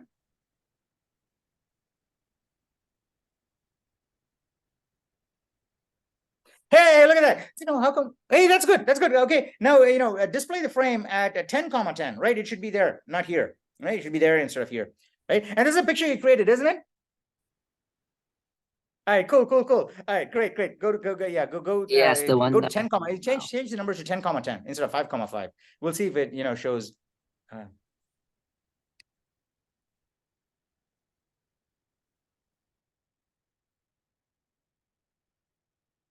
It is moved. Now let's try one more experiment before you go on to the next one. Okay. Here's why. And here, how about someone else? Okay. Dylan, thank you. All right, Dylan, was it you coding so far? No, Howell. Yeah. No, Dylan was coding and Howell called out some of the code. Okay. How about someone else? How about Eric? Okay, Eric or someone else, and you're going to do this. Not the next part. Hey, did you got to share that link? Okay. Yeah. I will. Yeah. Should I share the test frame share the link. file too? Eric. No, it'll share the link for the whole project, right? The whole project. Oh, okay. Okay. Yeah. And then Eric, when you pick up the code, so what we want to do is we're not going to do that other thing that we talked about, you know, reading a frame sequence. But here's what we're going to do: show the picture at 5,5, right? Sleep for 0.1 seconds. Show the same picture at 6,5. Sleep for 0.1 seconds again. Show the same picture at 7,5. So in about, you know, you're going to see a small animation, but it's the same frame moving like that, but the fish will look like they're moving like that. Okay. So I think that should work. Is that okay? And I'll show you, hey, I got, look at that. I got a, they're doing different things. You know, when I got a thumbs up, I got the, there you go. I got an icon of a thumbs up and all. Okay. Hey, Isidore, are you in the library? No, I'm at a cafe right now. Oh, wow. Because Chris's background also looked like exactly the same thing. Oh, Chris is there too. Yeah, we're see, okay. All right. I thought, wow, they both have the same library. I thought you were in the library because the furniture and all. All right, okay. So is everybody okay so far? So Eric, are you good with this? Right? Can you do this? All you have to do is basically he's already got the display at 5,5. Then you got to put in a statement. I think it is you sleep, okay? You sleep, and we're going to walk you through this. You sleep, and we'll say 100 for 100 milliseconds. You're going to sleep for 100 milliseconds, show the same picture, slightly displaced. Sleep for 100 milliseconds more, show the same picture, slightly displaced. When you do that any number of times, and it'll look like it is the fish are moving. Okay, yeah? I believe I have and in that. order to use you sleep, I believe, you got to fork the code. You got to fork the code. Oh, yeah, it was 4. Yeah. Yeah. So I just have and it now where... at the top, you need to hash include unistd.h, right? Now put it after, put it after vector. Well, yeah. hash wait. include, and blank line there too, in fact, because this is a different kind of include file. Include what? unistd.h, unistd.h, Unix standard.h, I think that's what it called. I think, right? .h, close, and put a blank line above that too. Yeah, I think that's okay. Looks clean enough, I think. But you got 2 blank lines above that. Yeah, right. Yep. Right. Now at the end, well, yeah, what you need to do is you're going to get rid of the show frame at, but you're going to say show frame at 5,5, sleep for you sleep for 100. Okay, that's 100 milliseconds. Then show the same frame at 6,5. Another you sleep. Show the same frame at 7,5. So you're going to do that 10 times maybe. So 1 second, you'll see a 1 second animation of the fish basically swimming through the screen, right? I think it'll be fun to see. Is it just you sleep like this, or yeah, 5,5, yeah, and then don't put blank lines because you're going to copy and paste many times, right? So yeah, I think it's you sleep, and after that open parentheses. I believe it is just a number, right? You just say 100. So just and 100, and then put a semicolon and say comment, and put a comment on the right side. 100 milliseconds. Okay, 100 milliseconds. Yeah. Sorry. Okay. Yeah. You put a space before the comment start also, so that it's not like that stuck to the. Right now, you can copy those 2 lines, put them 10 copy 10 blocks, and then you're going to change the X coordinate of each so that the next one, they start moving like that. So like this. No, not the whole thing, not the whole thing. You load the file, that's it. Loading is only only the last 2 lines, right? You're going to show the same frame many times. Yeah. 10 times. In fact, you know what you should do is, no, don't change it each time. Wait, get rid of the proper, make the indentation correct. Yeah. Now, what you do is triple click on the line and drag down. Okay, that'll make sure you get the right kind of pasting. Yeah. Now, now copy, and then go one down, and then go to the beginning of the line. Paste now. Now, one more enter, and then paste again. Yeah, all right, keep going. You can keep on going, right? You don't need spaces too. Yeah, and then later on you can come back and paste and change the numbers. Okay, and what was it before? It was 5,5, so it's going to be 6,5, 7,5, and so on. Right. Yeah. No. Row 5,5, 5,6, 5,7, because you want to change. You want to leave the row identical. You want to leave the row untouched and then change the column to move. Yeah.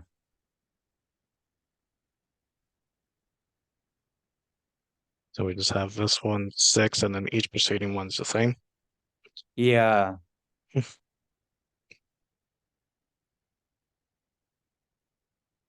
No, so yeah. And you do more of those, because this is just 0.4 seconds is like the whole animation will be done in like a half a second, right? So you do more, so you get at least a 1 whole second of animation. Paste. You already have it in your clipboard, I think.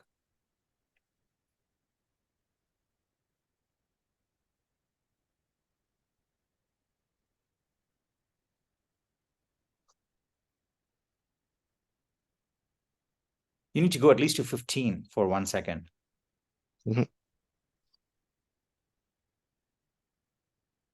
In fact, if you're feeling up to it, Eric, here's what I would suggest. Okay, Eric, here's what I would suggest. If you're feeling up to it, do a for loop.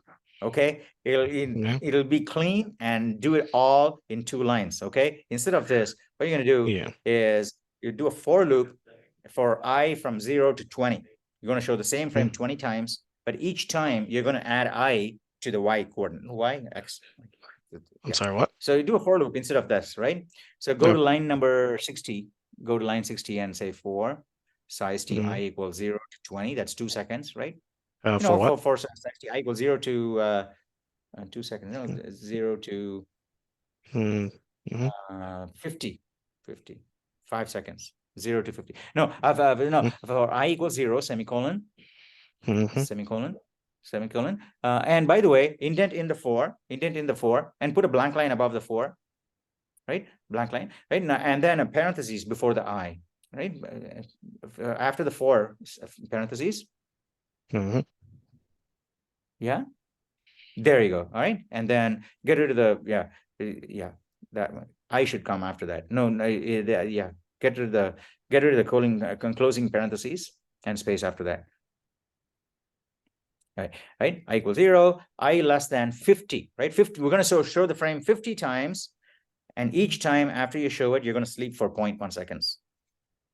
Yeah, and space before the 50, yeah, I plus plus, semicolon, semicolon, I plus plus, semicolon, space, I plus plus. Yeah, right. Now close the parentheses and open brace, open space, open brace, space, open brace. Space, yeah, all right, enter. Now here you're going to say my frame dot show frame at, right? Basically you can, you got the two lines, both of those two lines, the two lines you have there just need to be pulled up and indented in. That's all. Okay, the two lines that you have already, you can get rid of that. Get rid of that. Yeah, just get rid of line 62 to 64. Yeah, get rid of that. Yeah, get rid of those ones too. One more. Yeah, all right. Now push in the first two lines so that it's indented into the for loop. Does everybody understand what we're doing? Yeah, well, everybody should. We're just tidying up, right? We're not new logic here. We're just tidying it up. Yeah, you can get rid of all those. Yeah, all right. Now close the for loop. Close the for loop. Now, however, instead of 5, 5, you're going to say 5 row comma 5 plus I comma 5, right? 5 plus I comma 5. 5 plus I. So the first time through the loop, it's going to put at 5, 5. The second time through the loop, it's going to put the frame at 6, 5, 7, 5, 8, 5. So each time through the loop, it's going to put the frame and then move to the right. The one thing that we need to like the last number. Yeah, is it both numbers or just this one? I think just the last, because that's the one you were changing, right? Oh yeah, it is. Is it the last? I thought. Yeah. Oh, column. Yeah. Oh, you know what? I just realized something here. Maybe it's okay. And show me that file that you have, that test frame.txt. Show me that text frame.txt. Is it? Oh, I see. Here. All right. Copy the whole thing. And then tab key once. One tab key. All right. Good.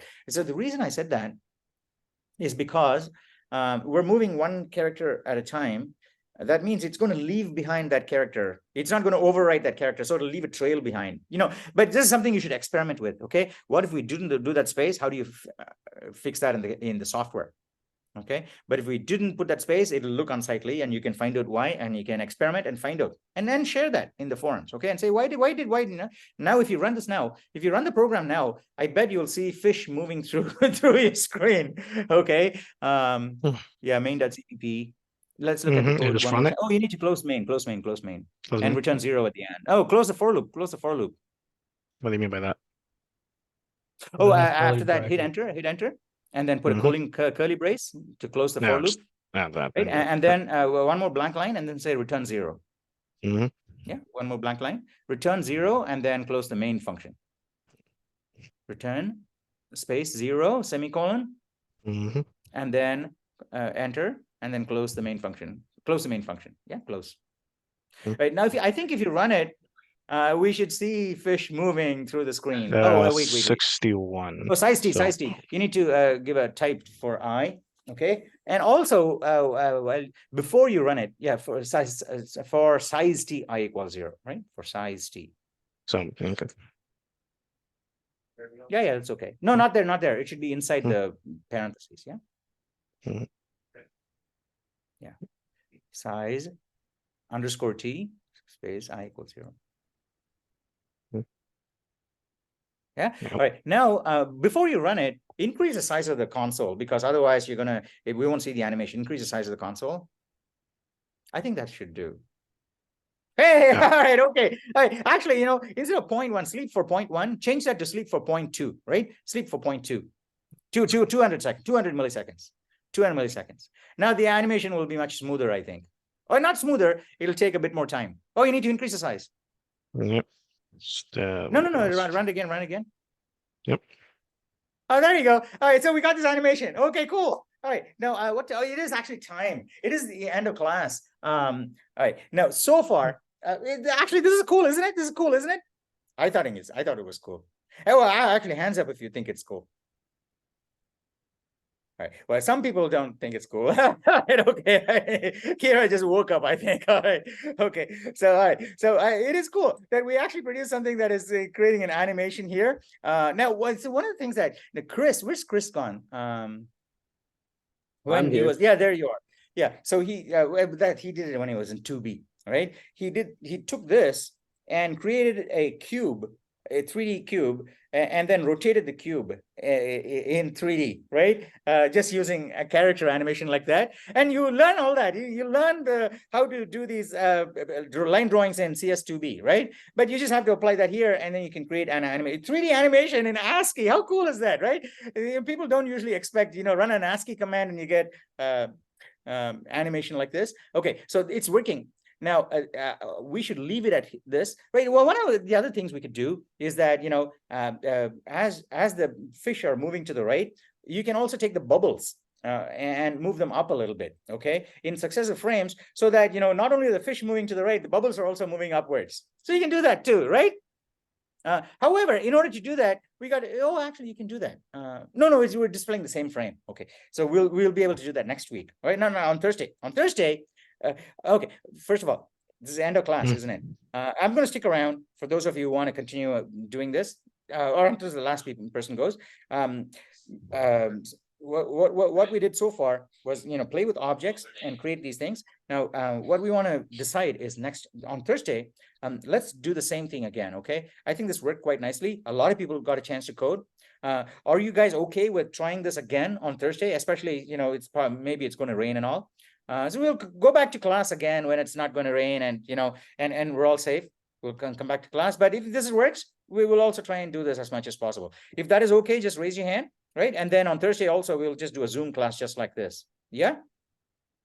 Great. Okay. Well, not everybody, even if some people say no, then I'll say, we'll have to come to class because, but ideally, but a whole bunch of you are online students. Okay. So you can't, right. So you should send me email. Okay. How about this? Okay. If you're not comfortable with just doing everything on Zoom. All right. Okay. Justin, you can wake up. Okay. All right. Yes, he's raised thumbs up and all there. So if you feel that you want to attend class, but you're getting outvoted here, send me an email, okay? And if a few people do want to actually have physical class, well, just go to class, right? It's not a big deal for me. I just come there. It's actually fun for me, right? I even the ride is fun. Although this week, strangely enough, my son couldn't give me a ride, so it kind of worked out. But perfectly fine. If you guys want class, I'm happy to. It doesn't make no difference for me. Okay, absolutely no difference. And actually, this makes difference because this way we get to do more stuff. I get to see more things completed.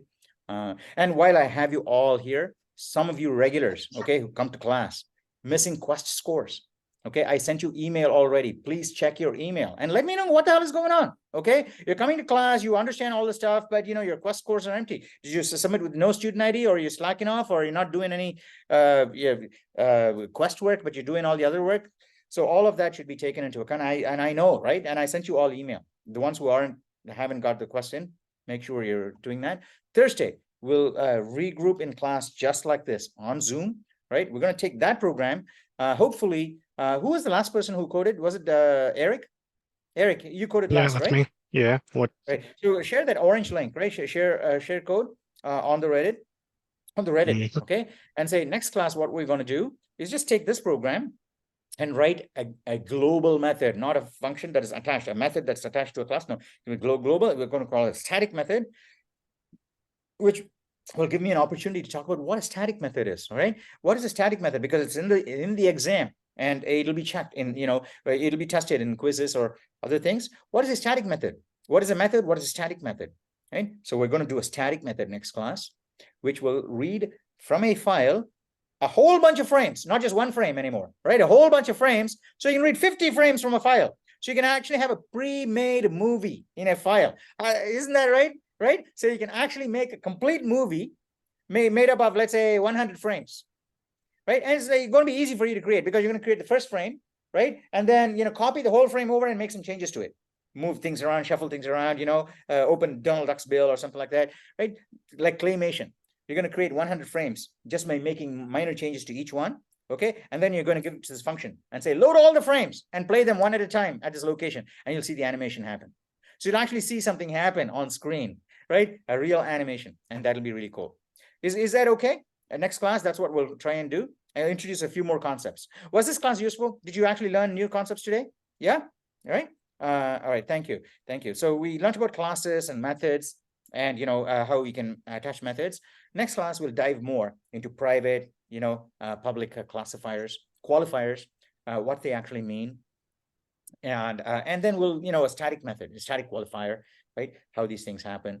And along the way, we'll continue to develop these projects so that we'll actually have something really cool at the end. I had one other idea that I wanted to try, which is, kind of like ChatGPT in the sense that write a program that will generate sentences, right? You're already doing that in question number 5. Eliza is going to create some dummy sentences. Yeah.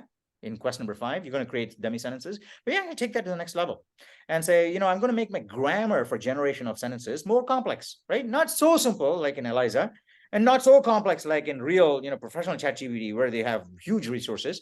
We'll make it more complex. A finite state machine with, a verb should have an adjective before it. So then you get to choose which adjective should follow which verb, right? And you can use probability. And you never had an opportunity, I think, so far, to pick an item from a set using a probability distribution. Now, that's an interesting challenge. So if some of you can figure it out and share it in the forums, fantastic. Okay, excellent extra credit opportunity. So suppose you have a bunch of items and there's a probability distribution, not uniform. Okay, if it's uniform, you can say pick from a Python pick or JavaScript pick from an array. We'll just pick a uniform likelihood item, right? However, it's not uniform. You actually have a probability distribution. Maybe the items in the middle are more likely. How do you do that? Right? So let's say you have a probability distribution, like a binomial distribution, right? 0.1, 0.2, 0.7, and so on and so forth. So you got numbers associated with it. How do you pick values from the set according to that distribution? That's an interesting challenge. It's beyond 2A, but if you do it, it's fun because it'll serve you in good stead when you do machine learning and all. Later on, when you're doing machine learning or even process simulation, when you're doing engineering, right? You do engineering, you got an idea for a product. You want to simulate it first. You want to do all kinds of simulation, Monte Carlo, all kinds of simulation, subject it to data, which looks like real world data, which means it can't be uniform anymore. It's got to have modals and modal distributions and all. You're going to subject it because you want to try all that on a computer before you actually go ahead to the fab and actually do the real thing, because that's going to be a whole lot more expensive to build a car rather than simulate a car. So anything that you can simulate first and get out of the way, you want to do that first. Yeah. So that's basically what you'll do. And so I don't know how we got started talking about that. But so you can do all these simulations in for doing the simulations, you need to generate data, right? Now generating data is also a skill, right? It's not like super duper difficult skill like processing or understanding or analyzing data, because that requires a lot of insight. But even generating data is not trivial. Generating data means I want data that follows this particular distribution. How do you do that? And data of a particular kind, there's a bunch of floating point numbers that obey that property. So those are all things that you'll learn, and they will also be useful for you when you experiment with stuff and try and say, how do I do this? I want to push some data and get some output.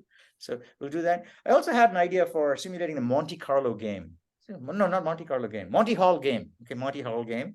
And it's a very nice little game.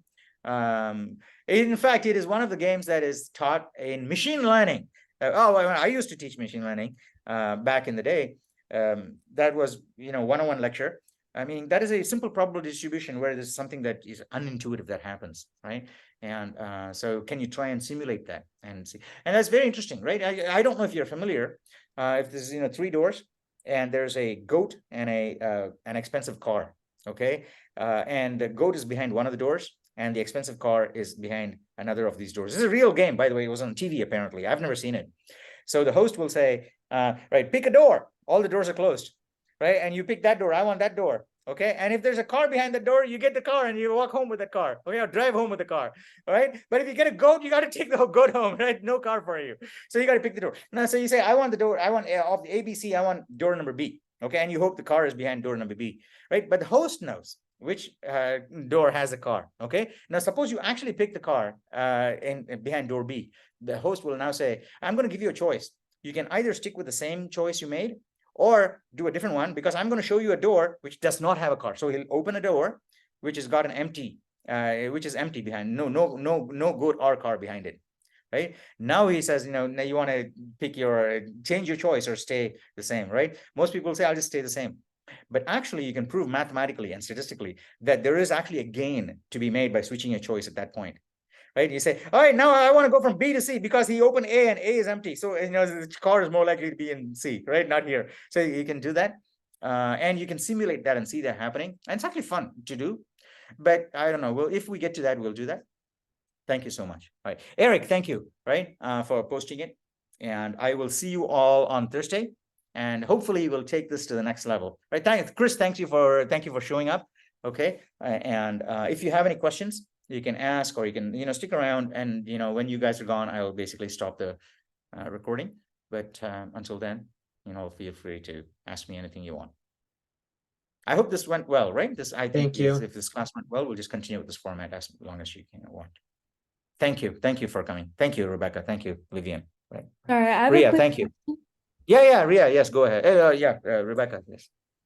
So that simulation you were talking about, do you think that would be possible to do like in Swift? I've been wanting to kind of explore with Swift and like user interfaces, maybe like for extra credit or something. Oh, fantastic. Yes.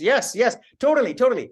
In fact, after you finish Quest 9, how about we do a Swift project? Okay, extra credit project for you. Yeah. Okay. You finish Quest 9. And maybe what we'll do is start off with something very simple. Like, we've done a bunch of games before, right? Like the memory game, the Sonnet game and something.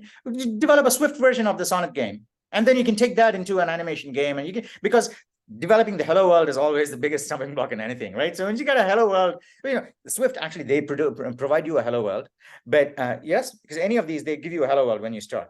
But you can do your own, and that will be a much better base for you to develop your future projects off. Okay. And so yeah, finish 9 and then we can take it from there. Okay, I'll let you know when I finish 9. Thank you. All right, cool. Bye. Yeah. Awesome. Thanks. Bye. Ria, hey. Hey, so I was wondering. Hey, this is recorded, by the way. Okay, this video is recorded. So you're good. Okay, you just have to keep participating. Okay, and then since you finished 9, you got to have you dogged all of it. You got 191 trophies. Yeah. Yeah. All right. Keep and then keep doing all the extra credit, and especially when we get to the place where we start dealing with pointers and all. Right. Mm-hmm. You got to take on the extra credit project and do some of these and post, and share in the forum saying, and that'll also be proof that you are solid with pointers and what it takes. Right. And then everything will get unlocked and everything will be okay for you. Okay, cool. Thank you. All right. No worries. All right. See you later. Okay. See you on Thursday. See you next time. Bye. Bye.